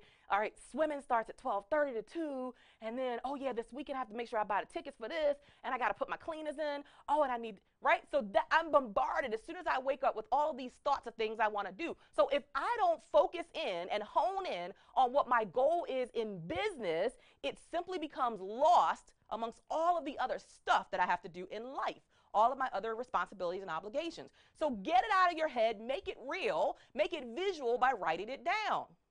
And then after you've written the big goals down, you need to create lists of tasks that support those goals. Because sometimes we see a big goal and it looks so big that it becomes overwhelming to us, and then we do nothing. We go into a state of inactivity. But if you break the big goal down into small tasks, okay, today I can do this. In this next week, I can accomplish this. And these 4 things will help me to accomplish the big goal. When you break it down into those small tasks, it becomes more achievable. And now you're not beating yourself up because you didn't accomplish that one big goal that wasn't broken down into bite-sized chunks. And here's the important thing. Set deadlines for each task that supports the goal, and then set expiration dates for each goal. If you know you want to write a book, don't just say, I want to write a book. Say, you know what, my book is going to be out on December 31st or January 1st, 2015. Now that gives me this many months. What do I need to accomplish in this many months? I need to make sure I get the cover design. I need to make sure I get someone hired to edit and proofread it. I need to make sure, find out how long the printing company is going to take. I need to plan out what my marketing is going to be, my pre-sales marketing. All of those things are a critical part of accomplishing that goal. But you've got to write it out, and you have to have those expiration dates. Otherwise, you give yourself permission to just keep thinking about it and just keep planning it instead of actually executing and making it happen. And then I encourage you to challenge yourself. Create challenges for yourself. Say in the next week, I am going to have 50 new prospects added into my database. Or in the next 30 days, my goal is to reach out to 3 other women in business for potential collaborations. Hey, everybody likes a good challenge. Why not challenge yourself? Challenge yourself and say, for the next month or the next 3 months, I am going to send out a newsletter every 2 weeks, faithfully. Nothing is going to interfere with it. And I'm going to plan out the topics, and I'm going to make sure that it's exciting and it's intriguing. Challenge yourself. Oftentimes when we challenge ourselves, that's when we really step up and we play bigger and we expand our vision. Here's number 2, divorce what's not working. If you're not measuring results, then how do you know what is and what isn't working? Be okay that everything that you do is not going to be the great thing in your business. Maybe you say, well, I want to start webinars, and then you realize, well, I really don't enjoy that, or I don't get the results that I want from that. You can be okay walking away from the things that aren't getting you the results that you want. Instead, focus in, hone in on the things that are getting you the results that you want, and then rinse and repeat those things. Whatever is bringing in that revenue, whatever is helping you to expand your reach, that's what you need to focus on. So let me give you myself as an example. I like to be the guinea pig in these situations. So when I first started into the speaking, I started realizing that I was getting a lot of influence through social media. But my social media folks weren't buying my services and products.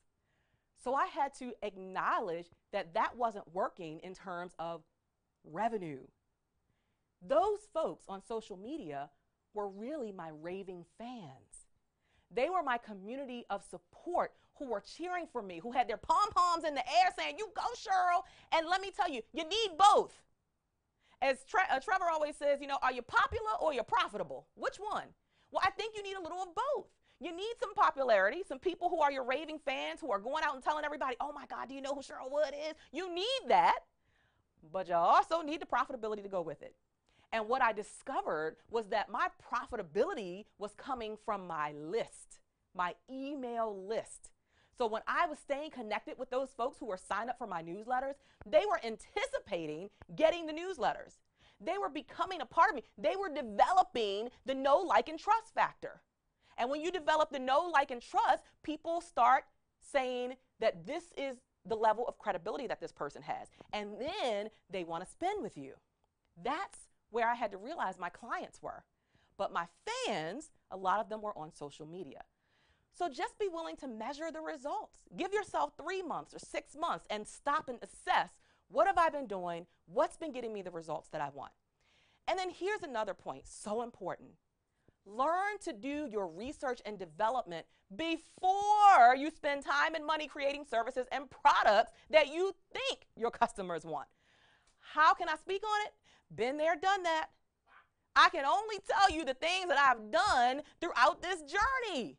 I can't speak on things that I don't know anything about. So I wouldn't do research and development. I would just say, oh, got a great idea. I would wake up, I'd spend all this time mapping it out. I'd pay somebody to do some graphics for me. I will never forget, I mapped out this 200-page workbook, Trevor. It was a 200-page workbook. And I was like, I'm so excited. I paid somebody to make it all pretty and look like it was, put it online. I didn't sell not one of those workbooks. Not one. Not even one. Y'all know my feelings was hurt. I bought one pretty sure. Trevor said he's going to buy one now. I don't need it now, Trevor. I needed it 3 years ago. But I spent all of that time and energy, and I had so much pride about that product that nobody bought. So take the time to take a deep breath. And with all of that energy and excitement and enthusiasm and passion that you have, realize that if it's not going to connect to your customer's struggle, to their problem that they're looking for a solution for right now, that it's simply going to be a waste of your time, your money, your finances. And we don't have time to waste time. Why? Because playtime is over. So research and development can come in so many forms. Put together a focus group. What is a focus group? Get 10 people in a room, buy them lunch, and put out what your ideas are. Now, make sure that the people who are in the focus group are your target audience. That's the key. You can't just pull anybody off the street and say, come on, have some free lunch and I want to get your opinion. No, make sure that they're in your target market. Have a focus group. Ask them the questions. What are you looking for? What is it that you need? What is your struggle? What would you pay for right now to get a solution to that struggle or that pain? So just ask your market. Another great way is simply through surveys. Now, let me tell you the thing that you need to avoid with surveys. Do not send me a 25-question survey because I don't have time for it. I got a husband, 3 kids, and I'm running a business. But if you send me a survey that's maybe 3 questions that get right to the point and give you the answers that you need, that qualify me as, yes, I should be one of your customers, or no, I should not be, then that is the better use of your time. You know, when I was a young kid, I used to do telemarketing. I don't think I've ever told this before. I actually used to telemarket for a cemetery. Did y'all know that? No, I knew. I used to telemarket for a cemetery. I was selling plots. Seriously. I was still discovering myself. What can I say, y'all? They made us work on Halloween. So I guess, all of my experience has really made me this great speaker. But they made us work on Halloween. People thought we were punking them on Halloween. I was literally selling cemetery plots. And the thing about it that I want you to take from that, stop laughing, y'all. The thing I want you to take from that is this.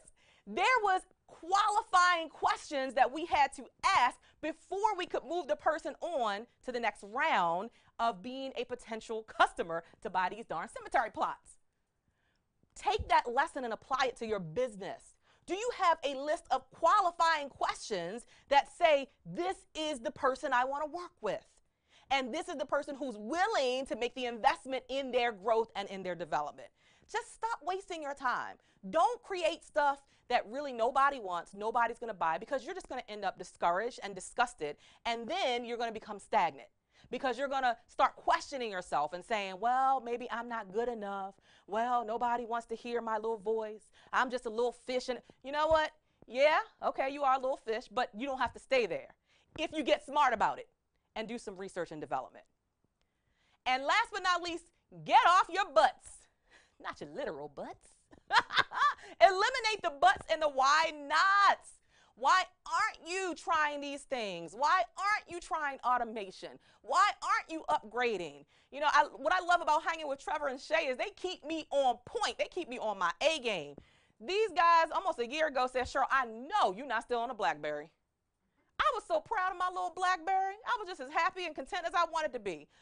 But you have to be around other people who have great vision and who are trailblazers and allow them as iron to sharpen you.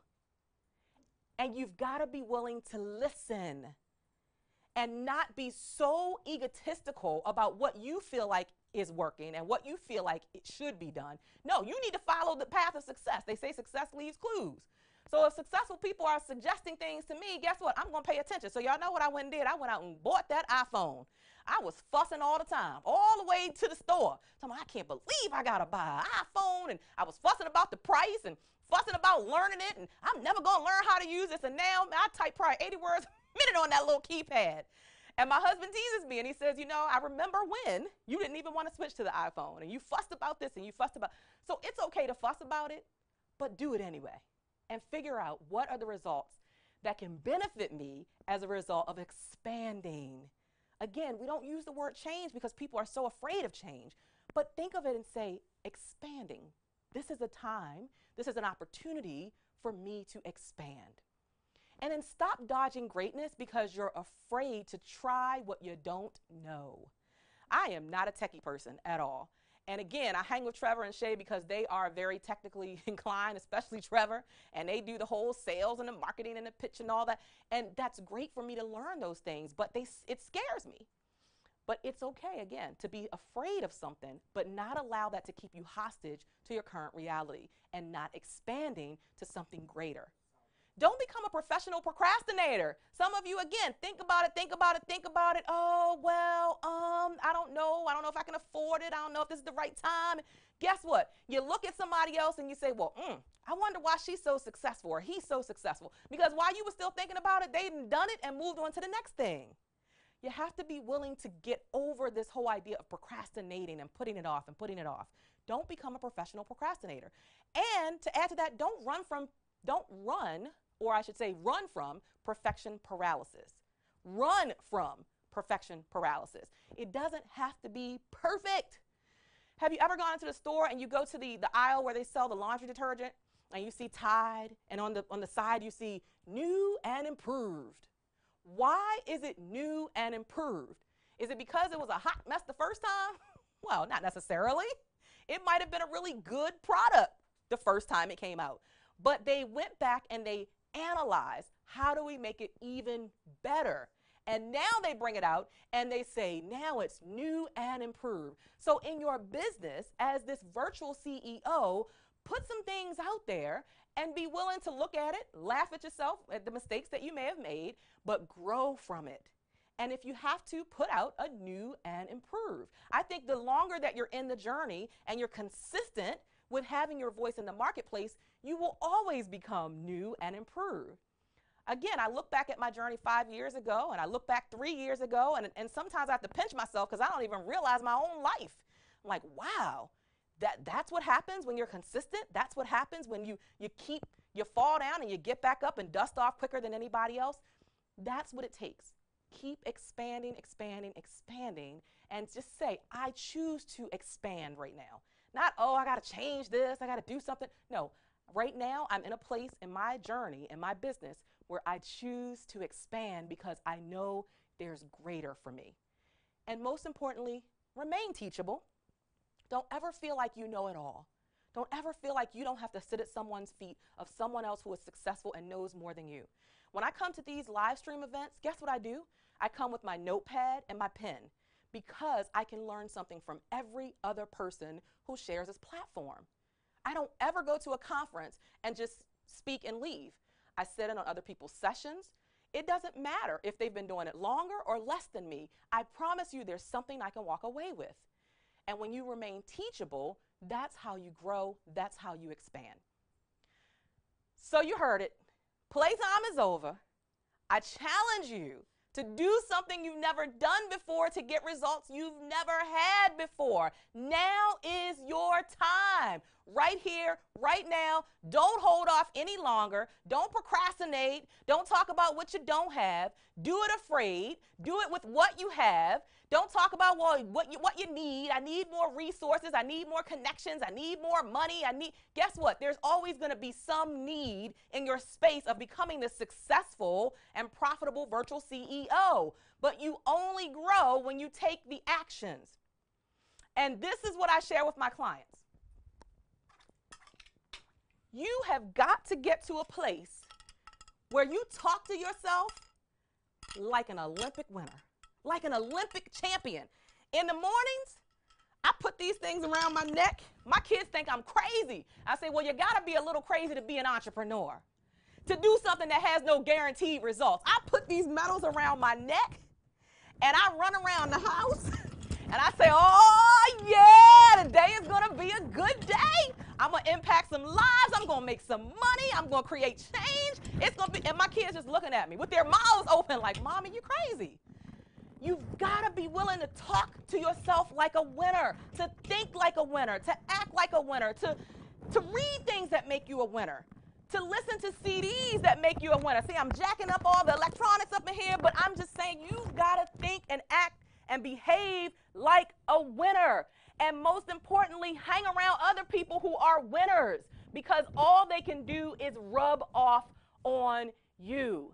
Play time is over. Become the Olympic champion in your own world, in your own life, in your own business, and talk to yourself in a way that upbuilds you and uplifts you and allows you to make impact as you keep moving forward. So playtime is over. It's not a joke. We're not playing. I invite you to continue this conversation with me this Sunday. We're doing a special hangout on Sunday at 9 p.m. Eastern Time. And we are going to break down what it really, really means to accept the motto and to join the movement that playtime is over. We mean don't create another excuse. Don't wait another minute for holding off on your greatness. Do it now. Do it afraid. Do it without the resources or with the resources, and keep it moving. I'm holding on to my, they're saying, Cheryl, you got to take the medals off. We know you're a winner. Join me on Sunday. Make sure you connect with us on Sunday for the live stream event. Right now, go to hangout14.com. Hangout14.com. Be in the place. I have some of my amazing speakers who have gone through my speaking intensive. They're going to be a part of the event. Martin Seika is bringing the fire from Del Rio, Texas.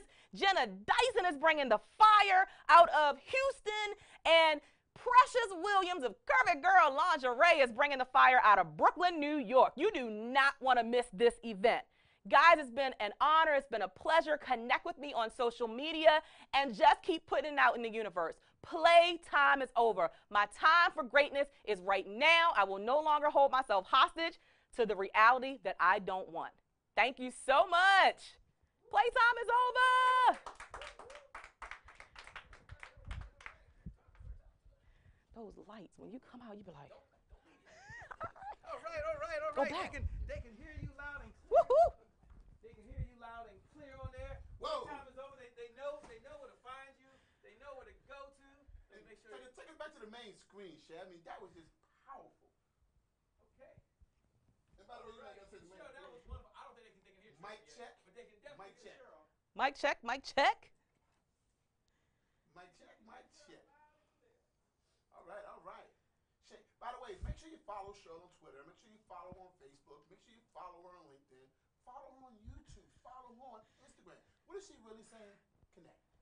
Get connected. Are you connected today? If not, I'm encouraging you to do so right now. Somebody post in a group. Somebody just post a link to her Twitter page, and then somebody post a link to her Facebook page, and somebody post a link to her LinkedIn page, her YouTube page, and her Instagram page. So if you go ahead and do that for us right now, we would most certainly appreciate it. Now, Cheryl, I know you have a big event coming up in October, correct? I do.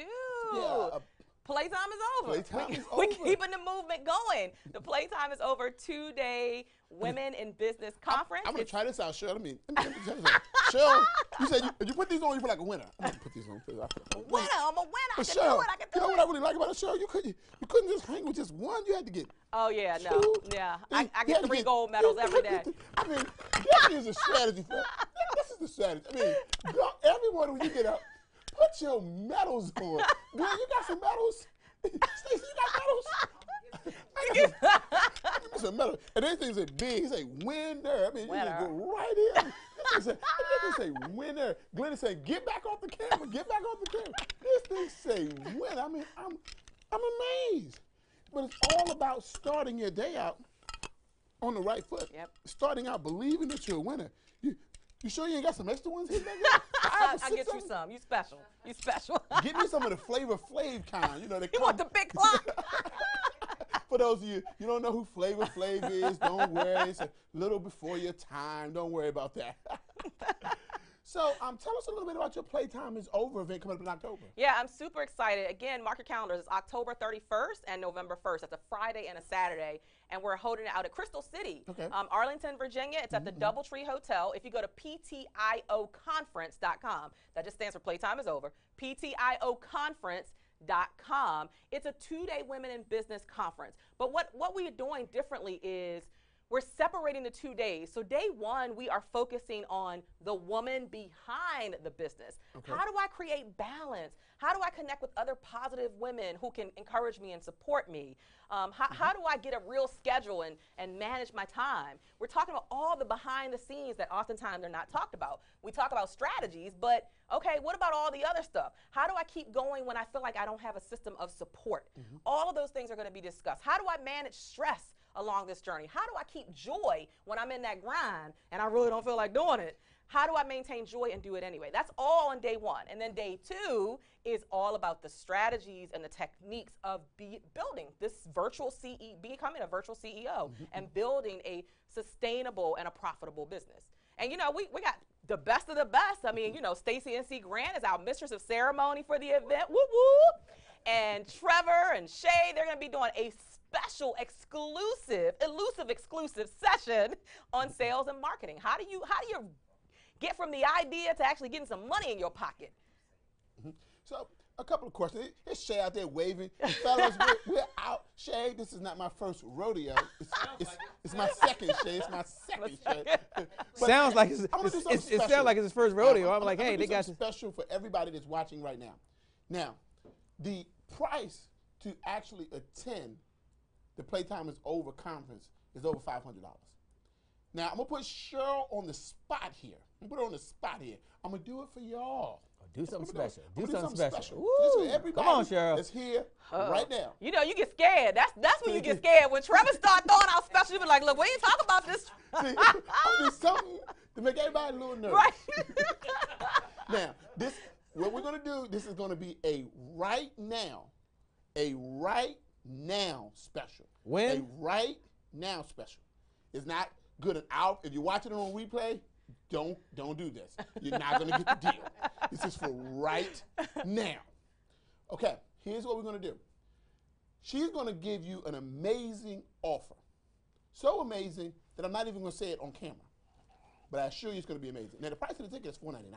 I mean, the VIP ticket is well over $4.99. I'm telling you. I don't want to be but you're going to get a chance to get a VIP ticket I just wanted to make sure. Special price. I wanted to make sure that we had it in the queue. That I'm not even going to say it online. You're saying, Trevor, how do I know what the special price is? I believe the universe rewards those people who take action differently than those people who do not. I told him, so here's what I want you to do. What you're going to do is you're going to text Cheryl, and you're going to say, I want the special. That's all you're going to do. You're going to text Cheryl, and you're going to put the words, I want the special. Now you got to put your name in there, like who wants the special? Is it John that wants the special? Keisha that wants the special? Who wants the special? But I'm telling you, we're going to do something special. It's not advertised. You can go to the website. Go on over there, Eventbrite. I'm telling you, you're getting ready to get a special. It's not having that is only for the people who are watching now. Now some people are thinking, oh my gosh, I already got my Playtime is Over ticket. We have something special for you as well. You're going to get a chance, if you already have your ticket, to upgrade to the VIP level. for a very special price. So if you already have your ticket, just say, I want the special. I want to be a VIP. If you don't have your ticket, you just say, I want the special. She's going to call you back. She's going to call you today. As a matter of fact, as soon as she walks off the stage, she's going to call you. And then, right, there's some people out there like, I want to go right to the VIP level. I want the VIP special. So whatever special you want, you're going to text Shirley. Shirley, where do they text you at? So 301-395-7589. So that's 301 395 7589. Now, don't anybody type this into the group. Don't anybody type this into the group because this is a right now special. So don't try to help out. Don't type this into the group. This is a right now special. Right. Delete it. See, I tried to, it's always one. Always one. So that's 301 395 7589. Now, there's some of you say, oh my gosh, I didn't repent. I'm in my car. Don't worry. I'm going to give you the number again. Now, she's going to call you directly. She's going to give you an unbelievable deal. I mean, she's going to give you something just for you. So here's what I want you to do. You're going to text her. You're just going to say, I want the special. And you're going to text her at 301 395 7589. And we are already.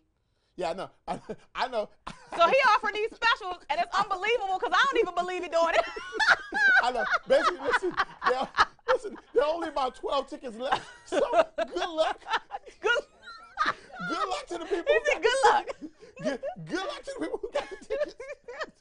But look, you got the special. We want to do something amazing for you. Now, here's what we want you to do. For those people who just watch Sherwood come and teach you about the mindset of a virtual CEO, about divorcing procrastination. I have a question for you.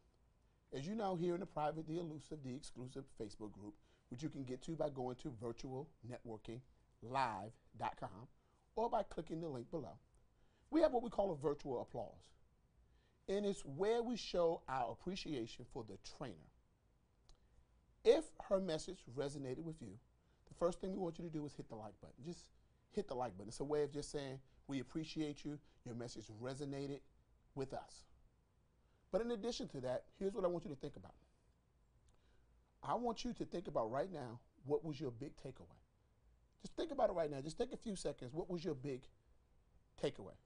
Now, ironically enough, many of you don't realize that even speakers, when they hear themselves speak, they have these big takeaways. Show, what was your big takeaway?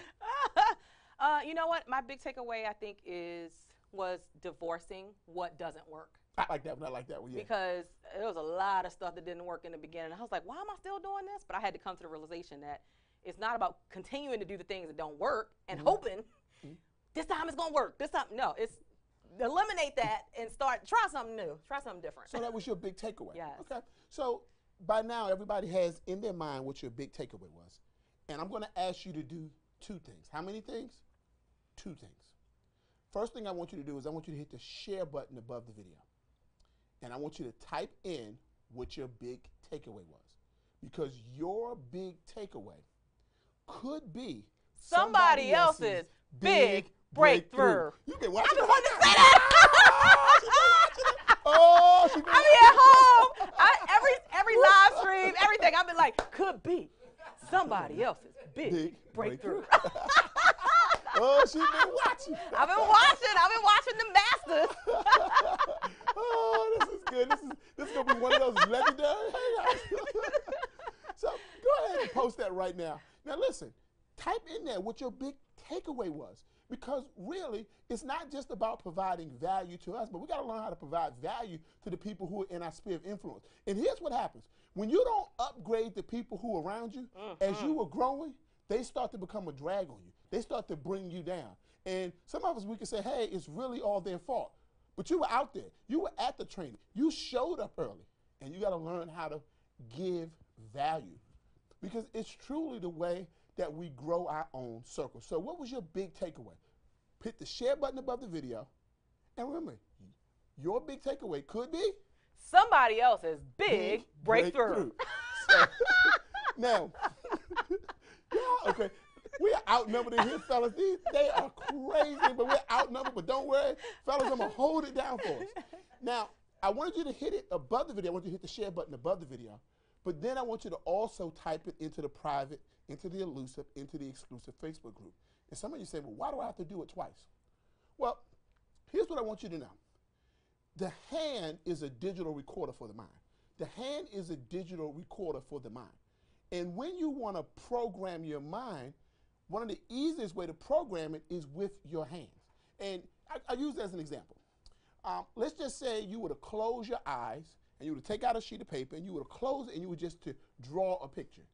Your mind would be able to see what you drew even though your eyes were closed. And so what that teaches us is that your mind can see without your eyes. And what that tells us also is that one of the easy ways to program our minds is through images, through pictures, through the written word, through the things that we do with our hands. So the hand is a digital recorder for the mind. And so the question that I have to ask you today is, what did you record with your mind today? What did you actually record with your mind today? Some of us, we got up, we turned on the news. What did we record? Bad things happening in the world. Some of us got up, we turned on our latest soap opera. Some of us turned on some negative information. We turned on, let me hear the latest gossip. And what we recorded in our mind is not things that make the world a better place, not things that make us a better place, but we recorded things that actually make the world a worse place, that make us worse as people. And so what we got to start doing is start forcing our mind to record the things that benefit us. So today, I want you to record some of the things that Cheryl talked about. You got to divorce things that don't work. You got to move away from procrastination. What was that little fancy phrase you had about procrastination? It was one of those. What was it, Stacey? What did I say? It was great. I said don't become a professional procrastinator. Yeah, don't become a professional procrastinator. It was one of those. It was like, whoa. But I want you to record that with your mind. What did you record with your mind today? Just think about it. Many of us have been up now for a few hours. And what did you record with your mind? What song did you play when you were headed to wherever you were going to? What music did you play? What words were you listening to? What book did you read? Or did you turn on, as Glenn would say, the boob tube? Now, I'm not saying divorce your entertainment. But what I am saying is that your mind is a recorder. And it's recording your actions. And it's recording the things that you take in. One of the easiest ways to program the mind is to dictate what it's recording. The hand, folks, is a digital recorder from the mind, or a digital recorder for the mind. So once again, I'm going to give you the instruction again. I want you to think about for just a second, what was your big takeaway from Cheryl's presentation? What was your big takeaway? Now that you know what your big takeaway is, hit the share button above the video. Type it in. Hit send. We did two things. We used our hand to digitally record for the mind, but also we provided value to other people in our sphere of influence. And we did a second thing, that we actually believe that the world is made better through giving. Yeah. And by Because it's a giver's economy. Yep, it's a giver's I've been economy. listening to you. I've been watching you, It's a Trevor. giver's economy. It's a giver's economy. I'll be taking notes. I'll be taking notes. And so one of the things that you can do is, now that you've shared this, people will hold you accountable. Yeah. People will hold you accountable. And as you start stating these goals, and you are providing value to them by sharing with them things that you think of as valuable. But now, if you get off track, they share with you something that you gave them of value. Thus, you create virtual accountability. That's why we had you share it on Facebook. We're talking about becoming a virtual CEO. First lesson of the day, learn how to encourage virtual accountability. So I want you to share it on Facebook by hitting the share button above the video. And then I want you to do it a second time. I want you to post your big takeaway inside of the private, the elusive, the exclusive Facebook group. Do it twice. Practice makes what? Perfect. Or perfect practice makes perfect. So go ahead and do it right now. Then they're giving me the red flag saying, Trevor. Right, and you know come I'm up about the to get on a stage." plane to go to my next speaking Oh, engagement. yeah. So, you know, I'm international. I'm international now. You know, I Let- can let- only let hang me- out for so long. let I'm me just get you saying. international. I'm just saying. Les Brown, you better watch out. Now we got to do our social media flash mob, but they telling me to come off the stage, so I just come on off the stage. And they telling me to stay on the stage. Now, first of all, see, that's how you know you're working with men, because they don't understand how it feels to wear 4-inch high heels and be standing with all these lights. They told me, just stay. No, I only got about 2 more minutes in these heels, only 2 more, and then y'all gonna see some stuff on screen that you're not gonna want to see. So again, go into the private, elusive, exclusive Shay and Trevor page and make sure you post whatever your big takeaway is for today's session about expanding your vision and expanding your reach and expanding your revenue. Trevor brought out some good points that, you know, you've got to continue to upgrade your sphere of influence. If you're still hanging around the folks who are doing the same thing that they were doing 5 years ago and you haven't progressed and they haven't progressed, then that's where you're always going to be. So just put it out there. What's your big takeaway? And make sure you continue with the movement. Playtime is over. What is it that you are committing to, no longer wasting time thinking about doing? We want to hear from you.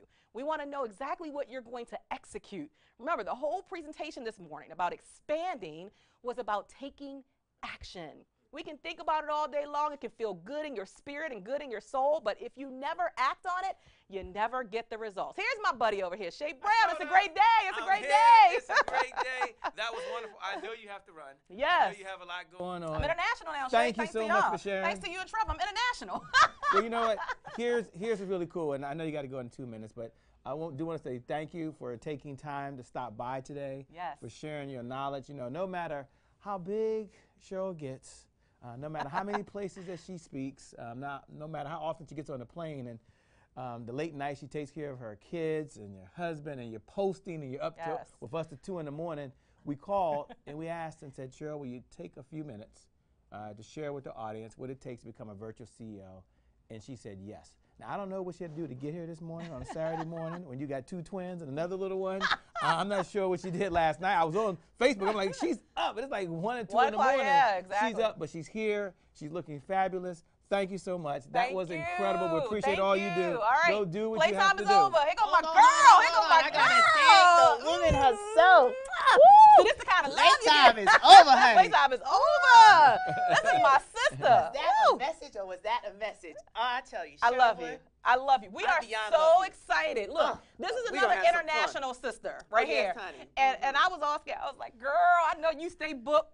You think you could be our mistress of ceremony? We need you, girl. We need you. And she was like, well, girl, I got travel. And I was like, but we really, really need you. Y'all went to begging mode. And we are so excited to have Stacey NC, the Stacey NC Grant, as our mistress of ceremony for the Playtime is Over Women's Conference. Now tell, And let tell me us tell again you where to why. go. But Where to before go? they register, Okay. Cheryl is the real deal. So when you're out here doing work and you're meeting people, you meet a lot of different people. And I thank God for the spirit of discernment that He's given me to understand who I really need to lend my gifts and my talents to. And from the moment I met you in person, I already knew she was the bomb. You know, that stayed relevant on social media. Cheryl is everywhere. I said, woo, child. Keep it up with Cheryl. It's just wonderful to watch her journey and what she's doing. But when I met her in person and our spirits connected and I saw her passion for this work, she's not just talking about Playtime is Over. Cheryl is living this. She is on her grind daily. And I told her, and she knows there was some other things going on in the calendar, but I said, Yes. Cheryl, you deserve this. Like, this is Yes. her moment. Playtime is Over is going to be her entree to what's next. She doesn't even know what's next. See, when you walk in Ooh, God's girl. will, you don't even know what's next. But Yes. I know that you are doing your divine assignment. So it's my honor and privilege to be of service to you because we're about to turn We about to it turn up. it up. As the Playtime kids is would over. say, turn down for what? Exactly. Hey. I gotta get a plane. I gotta get out of here. Thank I you. love you, my Bye-bye. sister. Thank you. Mwah. Travel safe. Hey, Okay, Brown. so long. It's See a you great later. day. It's a great day. Thanks There you a go. lot, That's Cheryl. great You with can you. pass that right over. All right, I'm when you taking get my the- medals with Wait, me. Y'all wait, ain't getting that. I'm taking the medals You're with not me. getting the medals with us. We wanted the medals. I love it. Wow, I'm going to buy some was- new medals. You gonna buy some new medals? Yeah, I'm buy some medals. I That like was incredible. Now, for those of you who want to join, and some of the folks are heading over to the private, to the elusive, exclusive Facebook group, we're about to do something really special, like in the next 2 minutes, something like really, really special. So how do you do that? How do you participate? How do you network? How do you connect? How do you ask questions with the speakers or the presenters today? Here's where you go. You can either look right below the video. Now, we're about to do something special. We're about to flash. Get We're about ready, to do get something ready, special. get ready. So look right below the video, and there's a big button that says click here. You can click there, and a separate browser will open up. That's pretty cool. And you can immediately join the private, the elusive, the exclusive Facebook group. That's where all the action is taking place. It's where everything is happening right now. Or for those that just want to go key it in, they're like, I don't want to lose the feed, Jay. You about to say you're about to do something special. What can they do? They can open up a browser. Type in virtualnetworkinglive.com, virtualnetworkinglive.com, and you can go knock knock today. We're going to answer. And you're going to get in. You're gonna get in. You'll be accepted in, and then when you are accepted in, which that will happen, put your first name, put your last name, tell us where you're from, and more importantly, tell us what you do. We want to hear from you. And there's 3 reasons why you'd want to be in the private, the elusive, the exclusive Facebook group. Reason number 1, it's an opportunity for you to connect with the presenters. So they have questions they want to ask. Exactly. Today is all about hashtag virtual CEO, by the way. That's the hashtag. Hashtag virtual CEO. You can ask your questions. Number 2 is that you can connect with other people. You can network. Isn't that pretty cool? And some very wonderful people that are in the feed. I mean, the private, elusive, exclusive group. This is not just anybody. It's a high caliber of professionals getting it done. Hashtag virtual CEO. So you get an opportunity to connect with other folks. And the third reason, this is probably the most important reason, is your opportunity to be able to give back to other folks. So as you hear an idea, maybe it's a nugget around mindset, maybe it's something very specific you can do. Cheryl talked about that today. You can share what you just heard and put it right into the private, to the elusive, exclusive Facebook group. And when you do that, not only are you sharing your thoughts with yourself, you're sharing it with other folks out there. So it's your way of paying it forward, which you enjoy most. Because your takeaway could be somebody You're else's. big. It's got to be your big takeaway. Okay, can we set it up, Jay? okay, sorry. Okay. It's too I early was for waiting us. for that. I was Trevor, waiting for where that. are you? All right, let's do go it ahead, again. go Ready? ahead. Because your takeaway could be somebody else's Big breakthrough. You're not even putting the hand up. Come on. Big break. Trevor, we're going to have a side meeting. I don't understand. I have very specific instructions I've got to follow along, very specific stuff I'm supposed to Right, do. one more time. Okay. Because your big takeaway because could be your someone's takeaway big breakthrough. See, I've been doing this a long time. takeaway and then No, it's big we gotta takeaway. do the It's big. big. Okay. Yeah, but you gotta So do the big. your What? big takeaway Could be someone's somebody else's big breakthrough. All right. You're getting there. I'm All getting right. there. Now, this is the opportunity for everyone right now to be able to participate. Yes. And here's what I'd like for you to do. Before I tell you what we're going to do, we're going to do something to help everyone out there right now. This is our gift to everyone out there. Wow. But before we do that, here's what I'd like for you to do. Look right above the feed, right above the video, there's a share button. Now, here's what I want you to share. This is very, very important. So listen very closely, like you've never listened to one of these broadcasts before. So I want you to listen very closely and follow instructions. So hit the share button, See the Facebook icon? Hit the share button. When the window pops up, I want you to type in hashtag virtual CEO. Put that in there right now, like hashtag virtual CEO. And then after that, put a space and put Trevor Ott is speaking next. Whoa. You didn't know that, did you? You didn't know that, did I you? didn't You know even what's coming know. up. Okay. So put Trevor's coming hashtag virtual CEO and then put Trevor Ott. You can put @ at Trevor Ott is speaking now. Put now, because it's coming up in the next couple of minutes. Put now. Now, when you do that, hit the enter button. You're going to pay it forward because Trevor's going to be talking today about how to be a virtual CEO. And you don't want to miss this. Oh no, you don't want to miss it. It's rare. This is the first time that he's ever done this. First time he's ever put this type of presentation and shared this knowledge with the public. I mean, this is open to the public today. Okay, now that you've done that, it's time to reward them. Even if you didn't do it, you wanted to do it, you couldn't do it, you thought about doing it, you said, oh, did I miss it? You didn't miss it. Just hit the share button right now and put hashtag virtual CEO. Trevor Ott is speaking now. Okay, he's coming up now.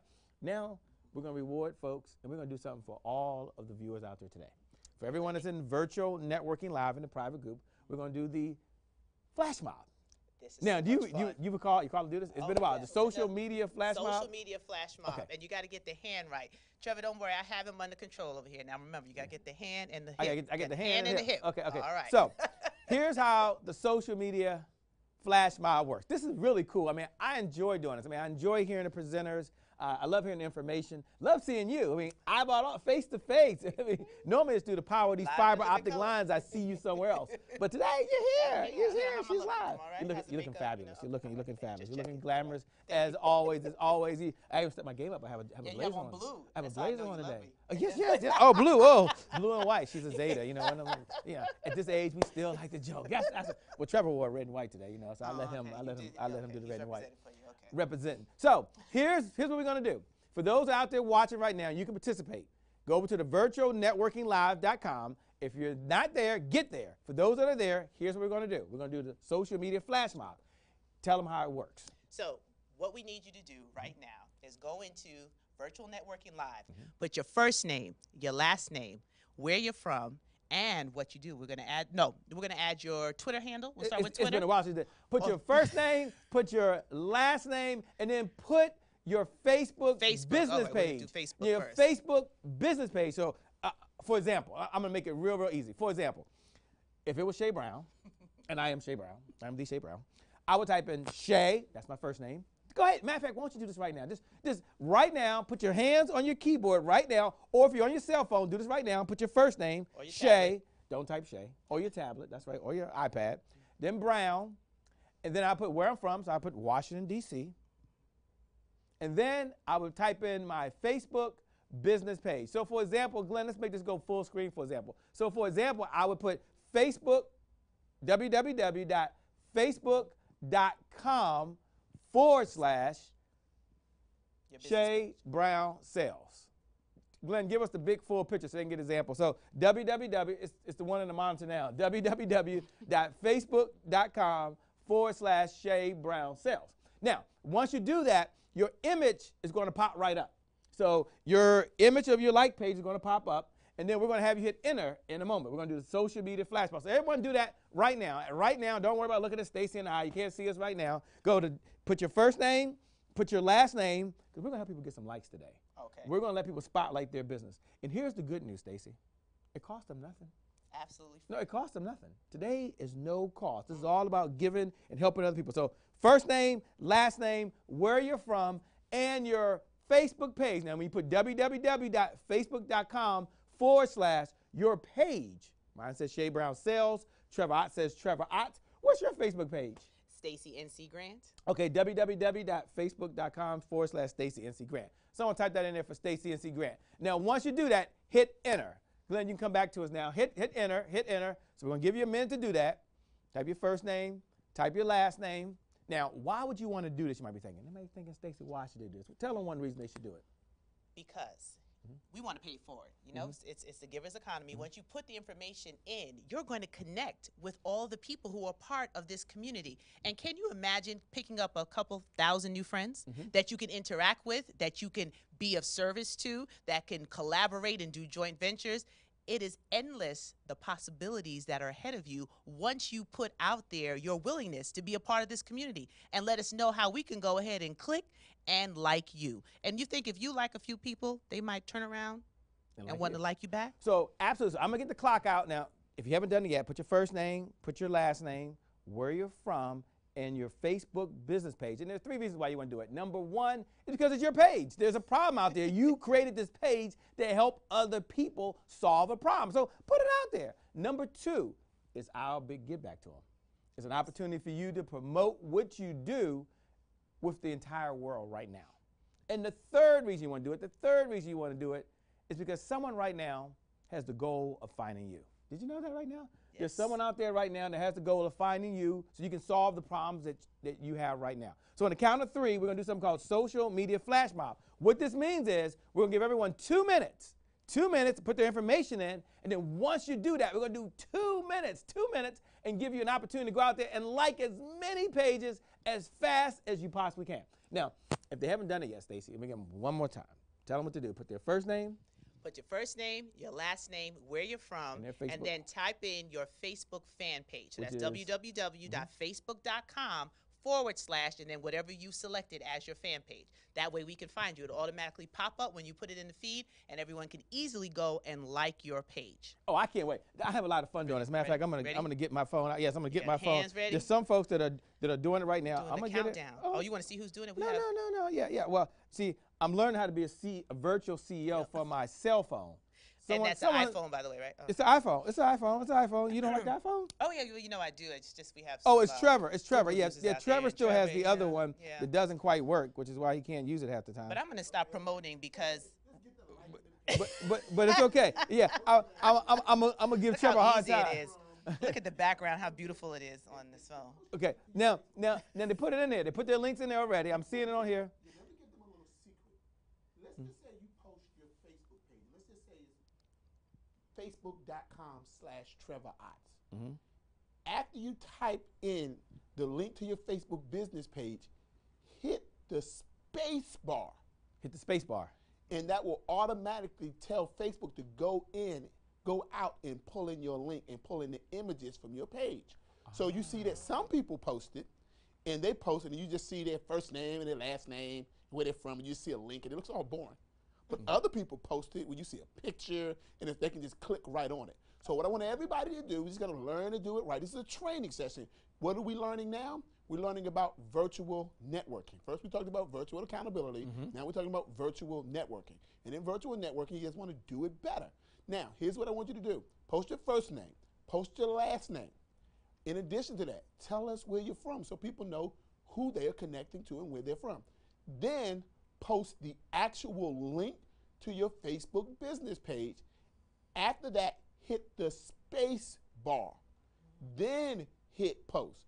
Just that one little thing of hitting the space bar will make your link easier for people to follow. Now, once you post that, your job is not to just go, hey, let me post my link out there. Let me just say, everybody go like my page. Spend the next 2 minutes going out and liking as many pages as you can. And because you did it the right way, the person doesn't have to leave the private, the elusive, the exclusive Facebook group.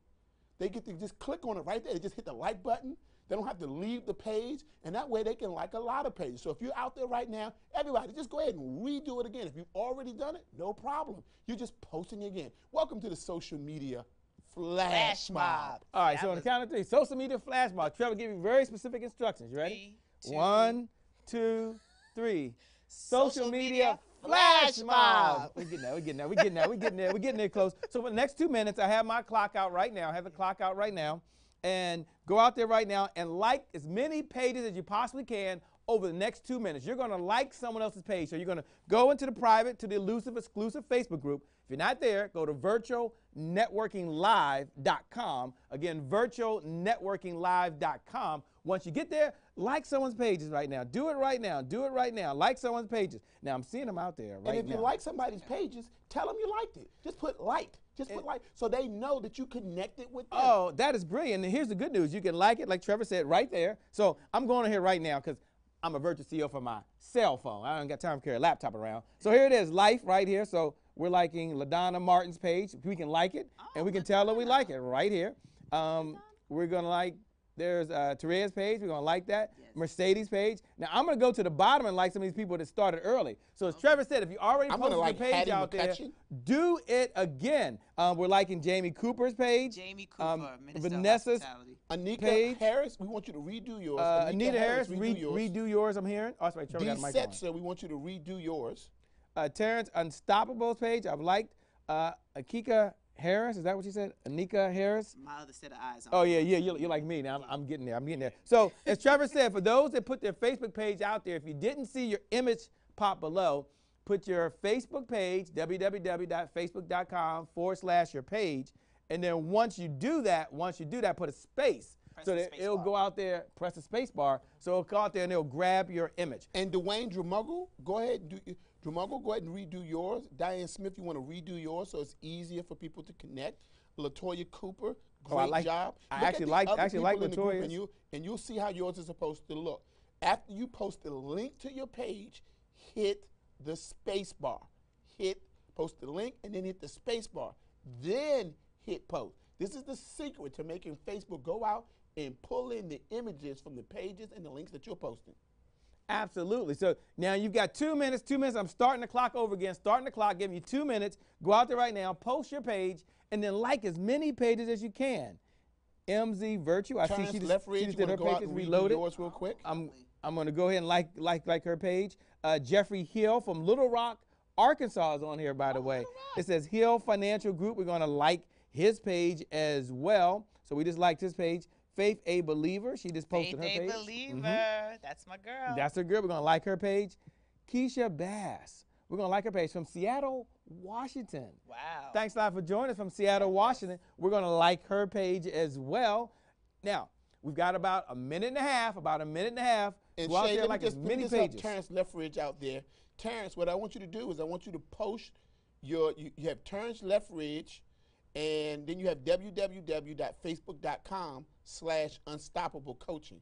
What you're doing wrong, Terrence, is you're not putting a space after you post your link. So post your link, and then after you type in your link, hit the space bar. I'm going to actually do it for you so you can see how yours is supposed to look. If you look at your page now, you'll see I just posted yours, and you can see it makes it so much easier for people to like your page. If yours doesn't look like that when you're posting it into the group, Terrence, it means you didn't hit the space bar after you put your link in. So you put your link in, www.facebook.com/unstoppablecoaching. Then you hit the space bar, then you hit post, okay?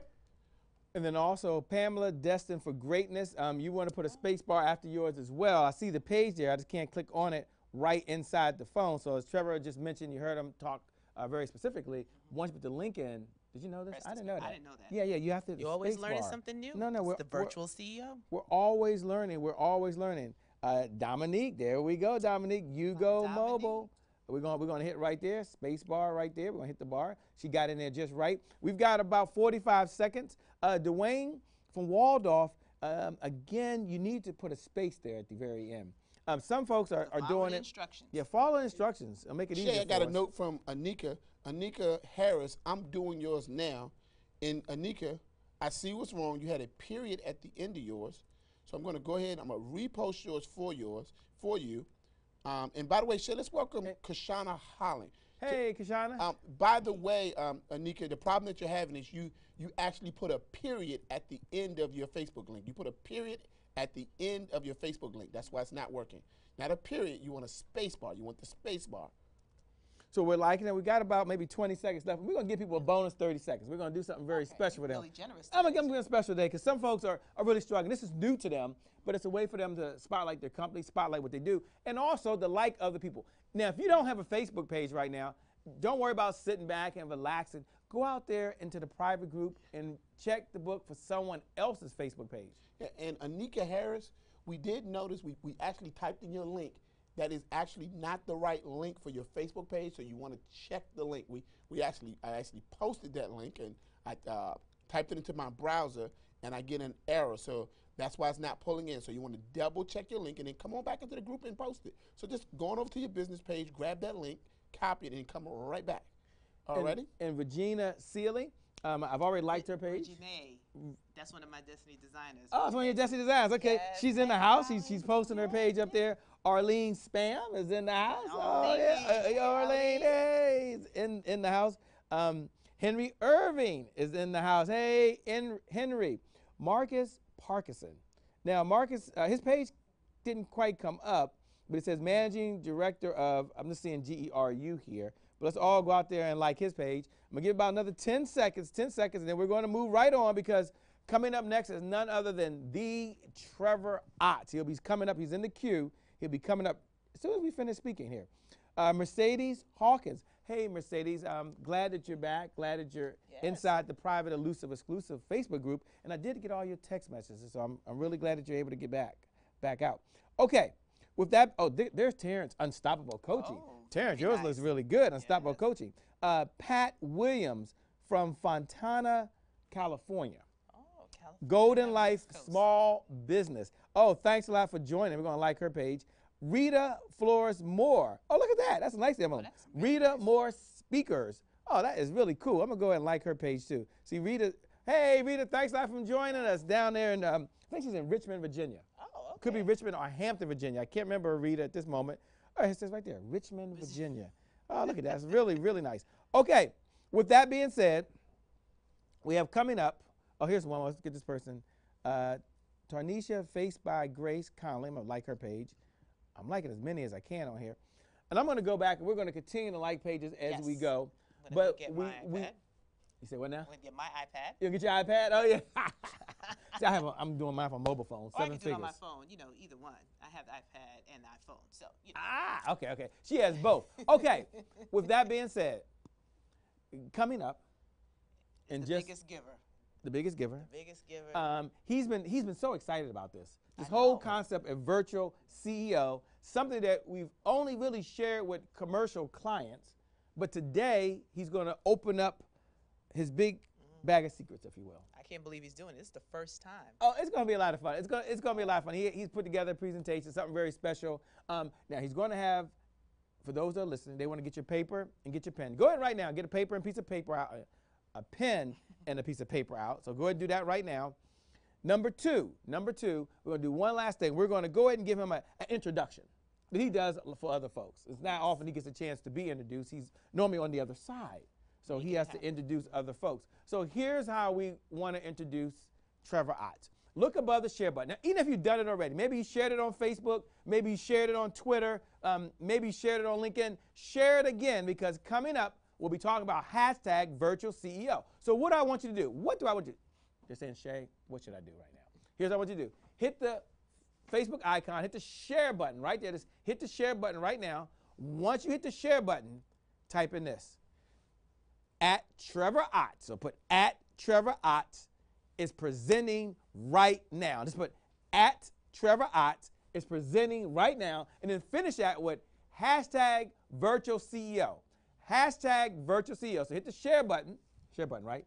And Right type above in, the screen. right above the Can't miss screen, it. and type in at Trevor Ott is speaking now, and then put hashtag virtual CEO. Now, as Trevor's talking today, as you hear an idea you can use in your business, idea you can use in your personal life, and you want to share it, you want to pay it forward, you want to pay attention, you want to be participating, go into the private group, share your comment, and at the end put virtual CEO. Hashtag virtual CEO. That's the hashtag today. We'll be following it. We'll go back in. Even if you have a question, you're like, I'm wondering, Shay, will Trevor really get to my question today? Will he really get to it? Like, how's he going to find my question with all these comments? Here's what Trevor's committed to doing today. I'm really pleased. This is going to be really exciting. If you have a question, ask your question. Maybe it's your toughest challenge right now. At the end, put hashtag virtual CEO.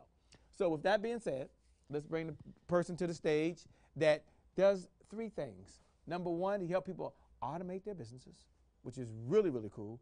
Number 2, he teaches them in the areas of marketing and branding. Now, it's a cool combination. What are some of your thoughts before we bring up Trevor Ott? He speaks all the time about it being a giver's economy. Hashtag giver's economy at Trevor Ott. But what I really appreciate about him, Che, is that he doesn't hold the information just for himself.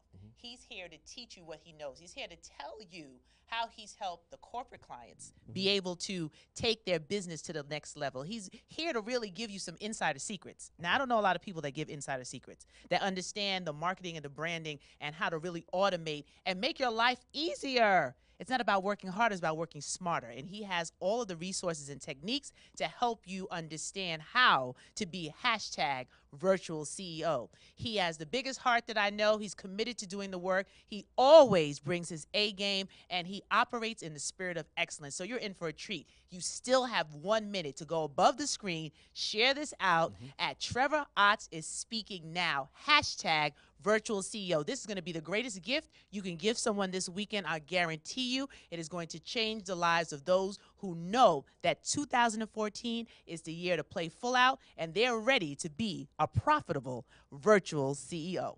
So with that being said, let's bring to the stage the person who's going to change your business, going to change your life, is going to help you become a virtual CEO and earn 7, not 6, by the way, 7-figure income from what? Using your cell phone. With that being said, Trevor Ott, the time is yours. Dun, dun, dun, dun. There's no dun, dun, dun, dun. There's no music. There is no music. There is no music. But you are here. Well, Shay, The stage is yours. Okay. Okay, Stacey, I'll get this out your way. All right. I'll be back. It's time to get down to business, Shay. I just put this right here. Right there? No, Shay. Just like that. Okay, Glenn, how we doing? All right, just put these trusty markers right here. Okay, so good morning, good evening, good afternoon, depending on where you are in the world. If you're in the UK, hello, Vanessa McLean. If you're out there in Dallas, Virginia, wherever you are in the world, hello and welcome to our session A of how to be a virtual CEO. The thing that we're going to be focusing on today is step by step what you need to do to build your virtual empire. It is important, in my opinion, to think about how important it is for you to virtualize your platform. There are many things that you can do in your business, but I single-handedly believe that this is the most important thing that you can focus on in your business right now. Now, when I say virtualize your business, virtualize your platform, virtualize your operations, I mean putting your business into a state where people can access it anytime, anywhere in the world. And let's just think about some of the things that we have seen virtualized. I remember when I was growing up, my mother bought me a video game, and the name of the video game was The Sims. Now, for some of you, you might remember the game The Sims, but for those people who never heard of this video game called The Sims, let me tell you a little bit about it. On The Sims, here's what they had. They had it was a virtual world, and what happened was you created this virtual person. This is virtual Trevor. And then in this virtual world, you had a virtual house. And in your virtual house, you lived and you had virtual friends. But you also had some virtual bills. And in that process, you had to go out and pay the mortgage. So you had to go out and you had to go get a virtual job. And they built this whole virtual world where you could simulate what it was like to live in this virtual world. What really made that thing interesting is that was a billion-dollar enterprise. I mean, The Sims made billions upon billions of dollars. Now, that might not mean much to you, but it was a forecast of things that were to come. Because nowadays, The Sims doesn't make nearly as much money. As a matter of fact, many people have not even heard of it. Why is that the case? Because that world is no longer an idea or a dream. That world is now a reality. So people do have virtual jobs. We call those virtual assistants. And there are people out there that who have virtual relationships and virtual friends. And they have their virtual friends and they hang out on Facebook, virtual networking. And there's even virtual dating. They call that Match.com. There's even virtual money. They call that Bitcoin. And what we're starting to see is that we as people are spending just as much time in the virtual world as we do in the real world. And studies have shown that now that people under the age of 40 spend more time in the virtual world than they actually do in the real world. Go to any conference, go to any event. As a matter of fact, I was looking at HBO and they had this show on with Beyonce. And it used to be a time when you would go to the show and you would go to see the singer and you would go and you would sit down and they would say stand up and you stand up and they say sit down and say everybody wave your hands in the air, wave them like your chest. No. I'm just going back. They put your lighters up and there'll be all sorts of interactive activities because you were supposed to be in the moment with your favorite artist or person that you were going to see. But in watching this HBO special, instead of people clapping their hands and singing along with the singer, everybody had their cell phone up. They were holding their cell phone up, showing, capturing the moment, taking selfies. Why? Because while they were in the concert, they were sharing their experience with the world. They were spending just as much time in that virtual world as they were in the real world. And that brings us to this interesting spot, a location. And that location is this virtual world. And what I like about the virtual world is the fact that it provides for you the opportunity to really get there first.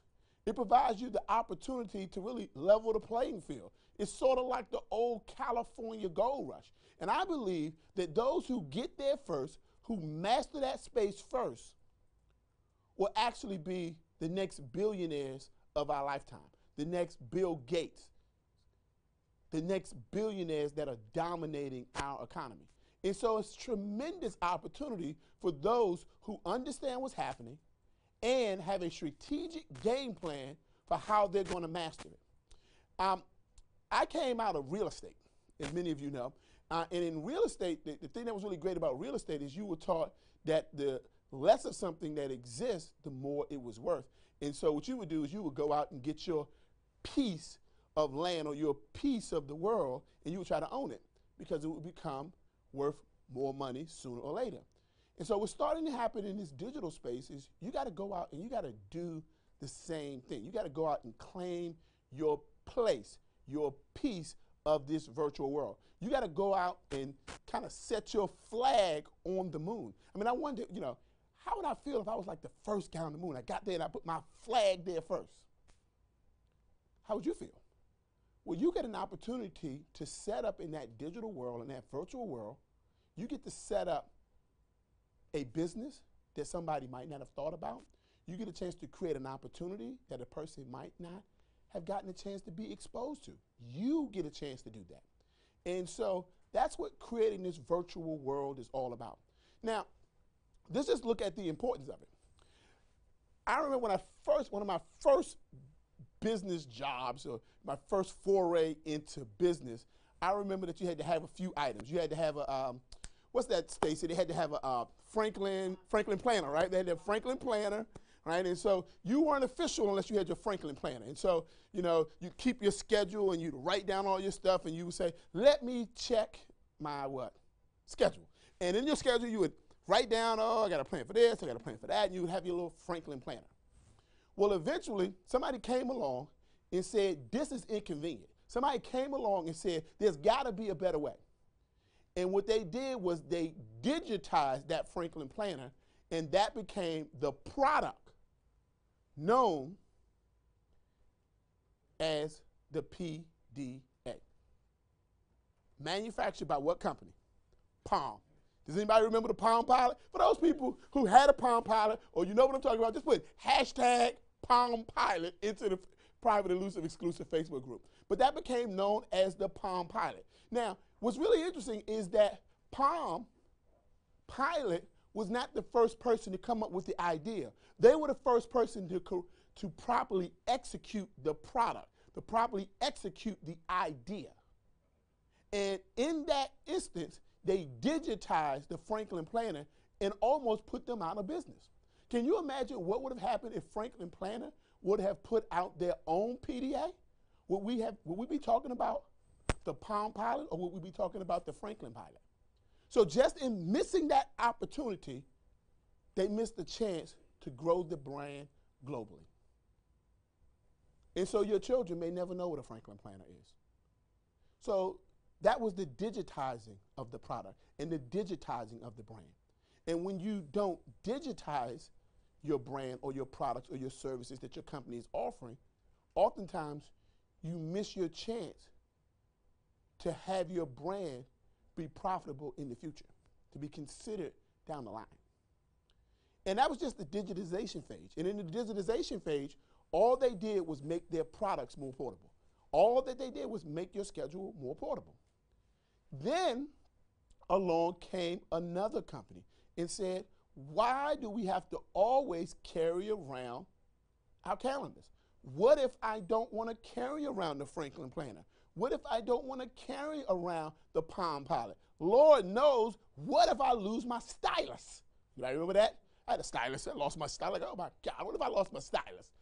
Well, along came Google, and they created a product called Google Calendar. And what was Google Calendar? What was Outlook? It was a way for you to access your calendar anytime, anywhere, or any place. And what they did was they virtualized the product. They put it into the cloud. And that cloud made it so that you and I could access the product or the service anytime, anywhere, any place. And as you know, we are now in a right now kind of society. And in that right now kind of society, people want to access their products and services anytime, anywhere, any place. And so the question that everybody's got to ask themselves today is, can I access your products anytime, anywhere, any place? And if the answer is no, then this presentation is for you. So Shay, let's go ahead and get started on the first part of being a virtual CEO. And part of being a virtual CEO is learning how to become billable, how to become consistently profitable. And so we're going to talk about in this first phase how to become a billing machine. Now, when we're talking about how to become a billing machine, let's talk about what I mean by a machine. Now, I was at the Redskins Stadium. By the way, I'm not a Redskins fan. I want to be clear about that, Stacy. I'm not a Redskins fan. I'm a Dallas Cowboys fan. Shay, you see this blue? This is Dallas Cowboy blue, Shay. Just want to make sure you know that. But I was at the Redskins Stadium, and I was going to the Redskins Stadium to see the Washington Redskins. I wanted to see the Washington Redskins. And Shay, if you'll just bring up that definition of machine for me on the slide there real quick. If you just bring it up in the background slide. So here's what happened. And Shay, what we're seeing on the screen is actually something different. We're seeing like something different in the background. So if you change the background screen, no big deal. So I was in the Redskins Stadium, and I got there a little bit early. My father was working one of the booths for a volunteer organization. And so I'm just sitting there. I'm kind of there early, and I'm wondering what's going on. And I'm thinking to myself, you know, this is a big stadium. And so I saw this guy come in. And this guy came in, he kind of had a really expeditious walk. He was kind of moving very quickly, and he was walking. And he came in, and he had these two big tables with him. So he had these tables, and he was carrying them. And he came in, he set the table down, flipped the legs up on both sides, put the table down. He came in, and he flipped the table down for the other one. He set them down, and then he left. And I said, I wonder where he's going to. And he came back a few minutes later, and he came back with the tablecloths. So he came back with these tablecloths. He put the tablecloth down, made sure everything was smooth. The black tablecloth, he had two of them. Put the tablecloth down, and everything was good. But he left again. And I said, where's this guy going? So about 5 minutes went by. And when the guy came back, he had this big cooler. So he was lugging this big old gigantic cooler, and he drug it over, and he put it behind the table. So I said, oh, okay, he's probably done. But what did he do? He left again. And I said, goodness gracious, what is this guy doing? So while I was watching this guy, I saw a Coke machine sitting like right there. And it was like a Coke machine sitting right there. And I went over and I put my money into the Coke machine, and I got my Coca-Cola out. So while I was sitting there drinking my Coca-Cola, the guy comes back again. And this time when the guy comes back, he has these two gigantic bags of ice. So he comes in, he gets these two gigantic bags of ice, and he sits the ice down. I was like, okay, so I'm sitting there drinking my soda, but then the guy leaves again. I said, God, this guy's working hard today. I was getting tired of watching him. I was getting tired just watching him. So eventually, the guy came back again. And this time when he came back, he had this big old pallet of sodas. And so he brought the sodas over, and he put them behind the table. I'm still sitting there. I'm drinking my soda. I'm thinking, what is this guy doing? I'm comfortable. I'm relaxed. But the guy leaves again. So when the guy leaves this time, he comes back, and he has on like his apron, and he has on his hat, and he has everything, and he has his little outfit on, and he's ready. And so he goes back over to the table. He dumps the ice into the cooler. He puts a layer of sodas down. He dumps another layer of ice into the cooler.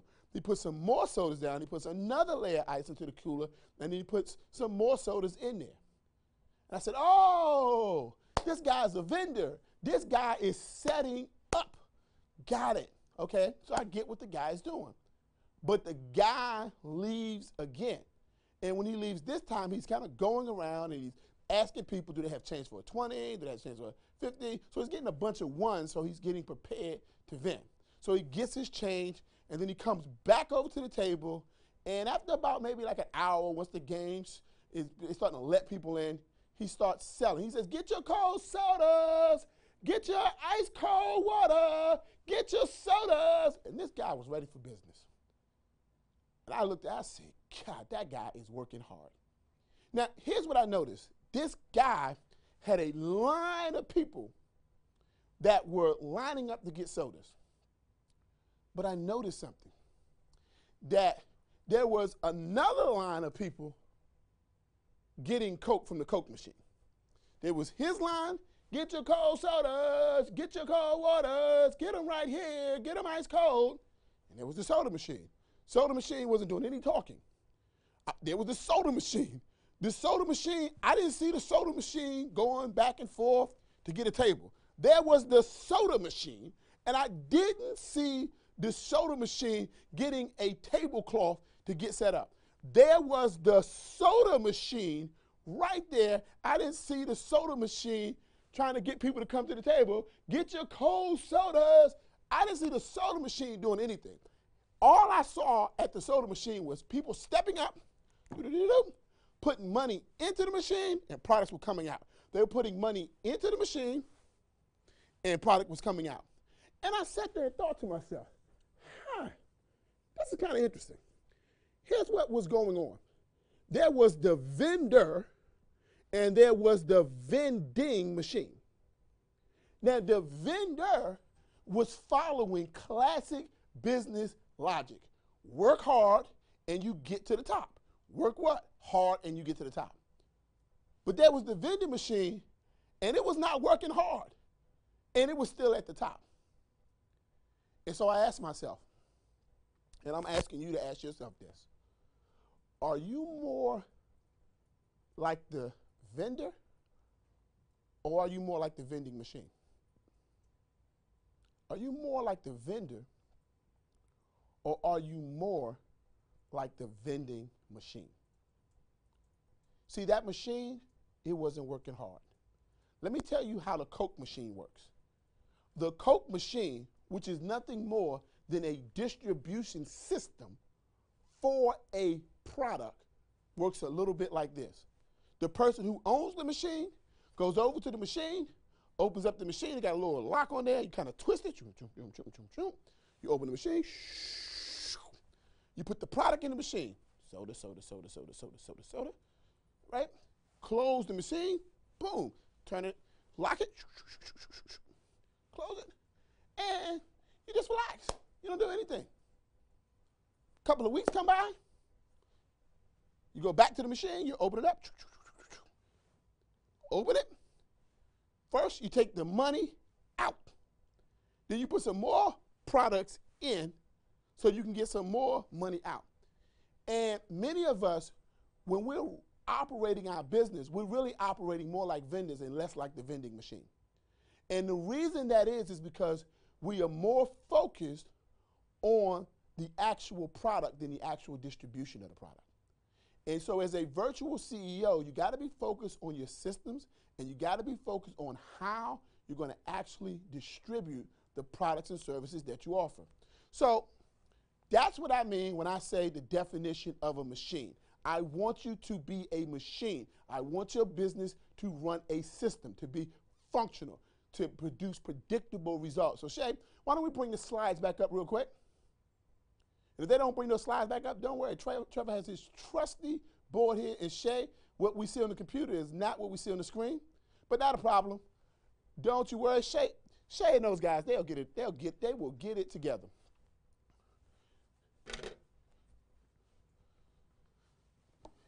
All right, Shay, let's focus right in on my board. Look what's on the screen. Yeah, but that's not what's on the screen. You see what's on that screen? That's not what they're saying. Okay, no problem, Shay. Take me right to my trusty board. One of the things I know is I know how to make this work. Okay, Shay, get me back to my whiteboard. Let's get down to business. We're going to talk about two things. Bring it right back to me, Shay. We're going to talk about two things today. We're going to talk about the product and Shay, you bring up a lot of stuff. Just bring it right back to me. Yep, don't even worry about the slides. Bring it right to me. No problem. So what we're going to do is we're going to talk about products and product distribution. There are products and there is the distribution of products. Both are important, but don't value the product over the systems that you use to distribute it. And that's what we mean by creating a machine. So here's what we're going to be focused on in this part of the training. We're going to talk about how to produce the product, how to develop the product. Then we're going to move into how to distribute the product. So I want everybody to write this down. I want you to write down, I have to turn problems into products. Just write that down. I must turn problems into products. As a matter of fact, I'm going to write that down myself. Right? I got to turn problems into products. Earlier today, we had Cheryl Woods here. She talked about, she produced this 250-page workbook, and then producing this 250-page workbook that she was prepared to sell, and she spent all this time doing and all of this money into it, and she said that she never sold one of the workbooks, that even till this day, she had not sold any of these workbooks.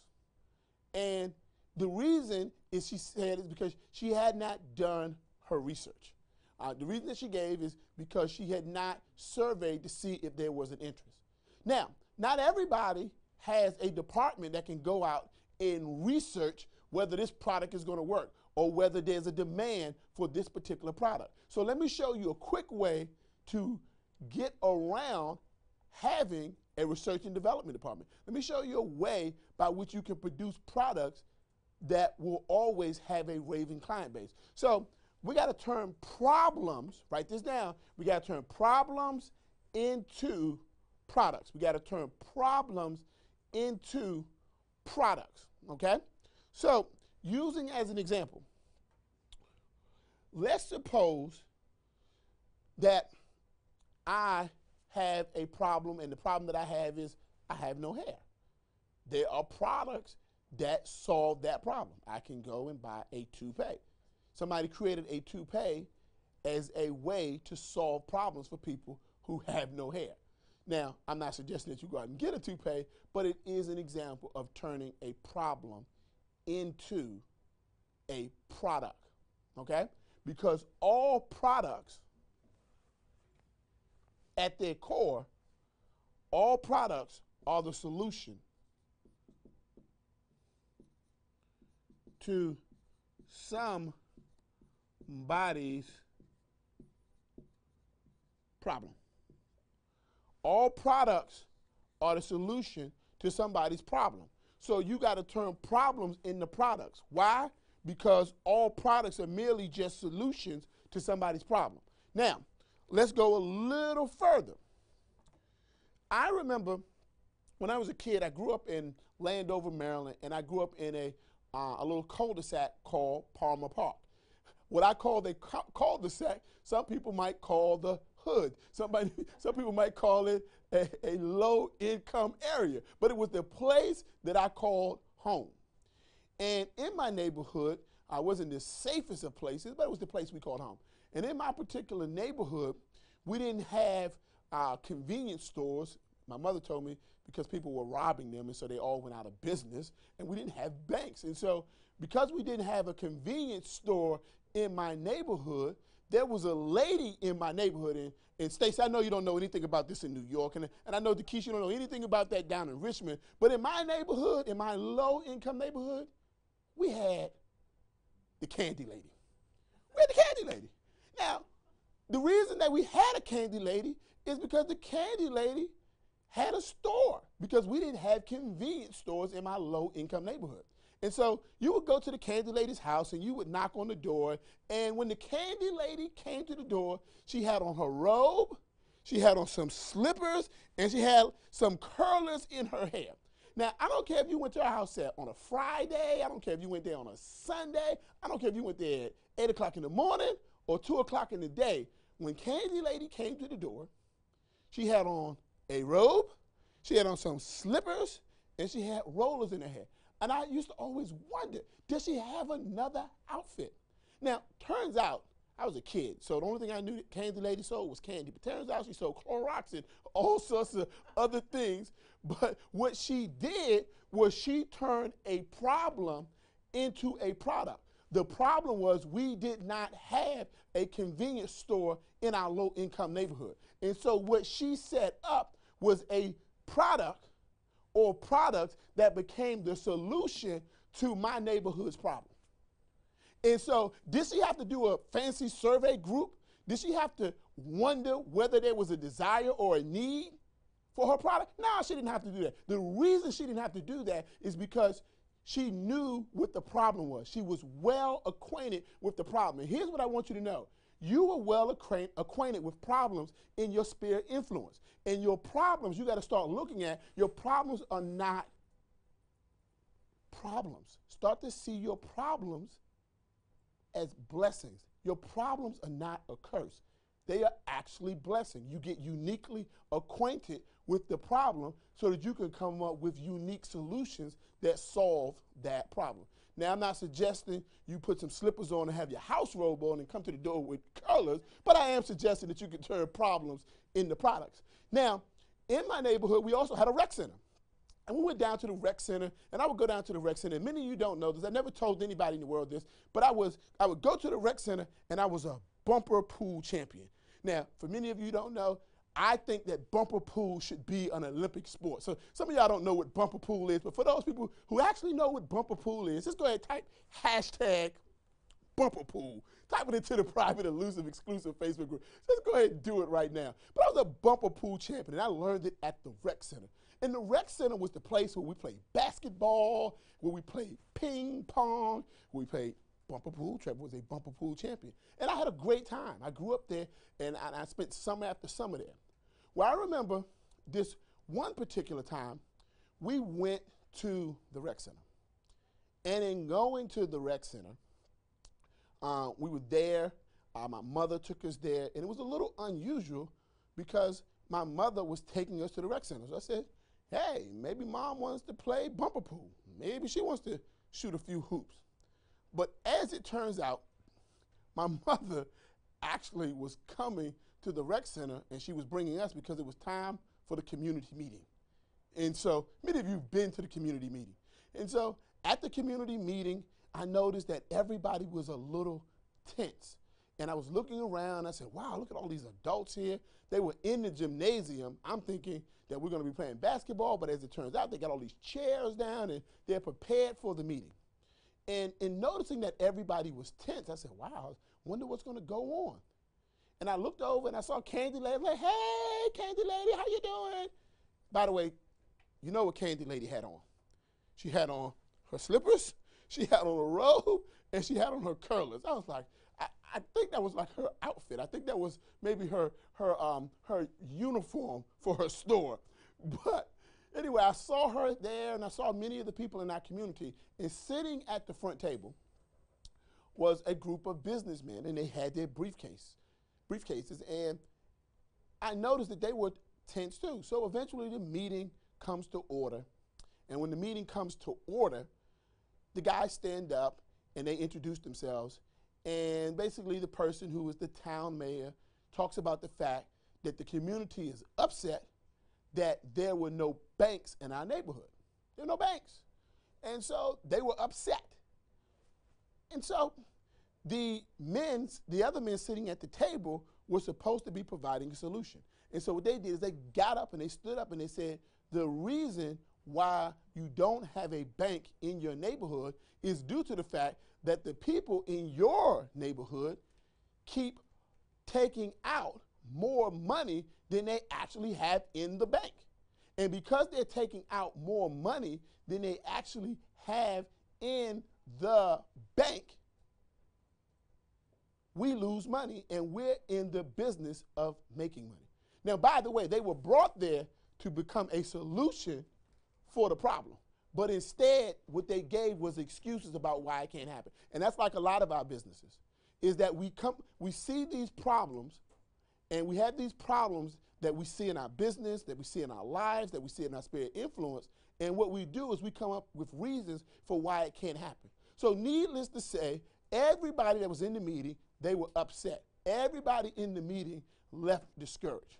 And so year after year, these people would show up and say the same thing. The reason why there's no banks in your neighborhood is because the people in your neighborhood are taking out more money than what they have in the account. That was the problem. But along came a bank that I believe said, you know what? We got to turn problems into products. So what was the problem? The problem in my neighborhood is that the banks felt that the people in our neighborhoods took out more money than what they had in there. Now, clearly, there's a lot of varying opinions on that. But regardless of the opinion, there was still a problem. So enter a new bank, and that bank is named Nations Bank. And what does Nations Bank do? They come in and say, I got to turn problems into products. What's the problem? The problem is, very simply put, people are taking out more money than what they actually have in the bank. So Nations Bank created a new product. I got to turn problems into what? Products. All products are the solution to what? Somebody's problem. They created a product. That product, overdraft protection. Overdraft protection.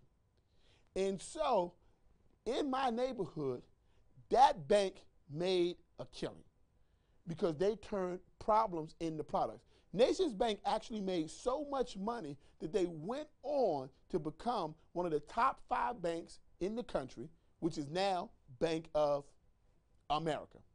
They made so much money that other banks started copying them. They made so much doggone money that Congress stepped in and started regulating how much money you are allowed to make with overdraft protection.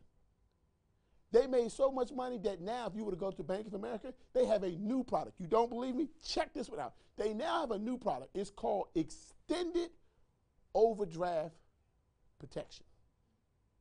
It's called Extended Overdraft Protection. And they're still making money from a problem that some people walked away from and that some people saw the opportunity in.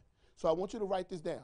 When I see a problem, when I'm exposed to a problem, am I walking away from that problem or am I looking at the opportunity in that problem? Am I walking away from that problem or am I looking at the opportunity in that problem? So the first rule of today is that you got to turn problems into products. I got to turn problems into products. And so what we're going to do is we're going to talk about how, the actual how. How do you go about turning a problem into a product? And then how do you become profitable selling that product? So let me just go ahead and erase my board. Now, I'm going to tell you one of the secrets that I use to product development. Stacey, I'm going to tell you one of my secrets. This is one of my secrets. Okay? One of my secrets is that I tell myself every day of every morning. You know, Cheryl says she gets up, she put the chains on. Every day I get up, I tell myself these words. I must turn problems into products. Right now, when everybody type that into the feed right now, I must turn problems into products. Everybody type that into the feed right now. I must turn problems into products. I must turn problems into products. So what they're telling me is we're going to take a break. But while we're taking that 5-minute break, here's what I want everybody to do. Write this into the private, elusive, exclusive Facebook group. Why? Because the hand is a digital recorder for the mind. I must turn problems into products. Just write that down because we're going to build upon that. This is going to become the building block of everything that we're going to talk about throughout today. I got to turn problems into products. And we're going to talk about in the next step how to turn those problems into products. But in addition to that, we're going to come up with some technological solutions, some of the ones that we actually use. Like I'm going to take you behind the scenes. I'm going to show you, I'm going to open up my computer screen. I'm going to show you what I did and show you how you can do the same thing. But it all starts with the premise of turning problems into products. You got to get up every day. You got to tell yourself this. Hit the share button above the group and just type in, I must turn problems into products. I want you to type it at least twice. Type it once in the private, elusive, exclusive Facebook group, and also hit the share button above the video and just write these words. I must turn problems into products. I must turn problems into products. So they're giving me the cue that we need to take a 5-minute commercial break. And so Trevor, you might want to tell them they can refresh their browser in exactly 3 minutes. So here's what they're telling us. We gotta take care of a few housekeeping items. So here's what we want you to do. In 3 minutes, we'll be right back. All you're gonna do is refresh your browser. In 3 minutes, we'll be right back. So for some people, it may go away. If it goes away, no problem. Don't panic. All you're going to do is just refresh your browser. It's going to be very simple. So in 3 minutes, you're just going to refresh your browser. But while we're doing that, take the opportunity, if you haven't already done so, to introduce yourself in the group by putting your first name, your last name, who you are, is what we're really looking for, and tell us a little bit about the company, the mission, or the organization that you represent. So we'll use this 3-minute break, 3 to 5 minute break, as a chance for you to promote yourself. So go ahead, post your first name, your last name, tell us where you're from, and then just tell us a little bit about the company, the product, the service, the mission, or the organization that you represent. So with that being said, tell everybody, somebody type this into the group. We'll be back in 5 minutes because there'll be somebody who comes on and say, oh my gosh, what happened? So somebody just type it to the group for me right now. They'll be back in 5 minutes. And it doesn't matter if a lot of people type, just type in the group. They'll be back in 5 minutes. Now, what are you going to do in 5 minutes? All you're going to do is hit the refresh button. You're going to hit refresh, and it's going to bring you into this second part of today's session where we go a little deeper into product development, and then we're going to also go into product infrastructure, product distribution. And this is just the first part of the things that we're going to get into today. We're going to be talking about virtual marketing. We're going to be talking about social media strategies. We're going to be talking about text message marketing. We're going to be talking about email distribution systems. All the things that you secretly wanted to know about, we're going to teach you, show you, real time, and you're going to actually get to come behind the scenes, sort of eavesdropping on the experts, kind of sneak peeking. And so with that being said, we'll see you in 5 minutes. We'll see you in 5 minutes.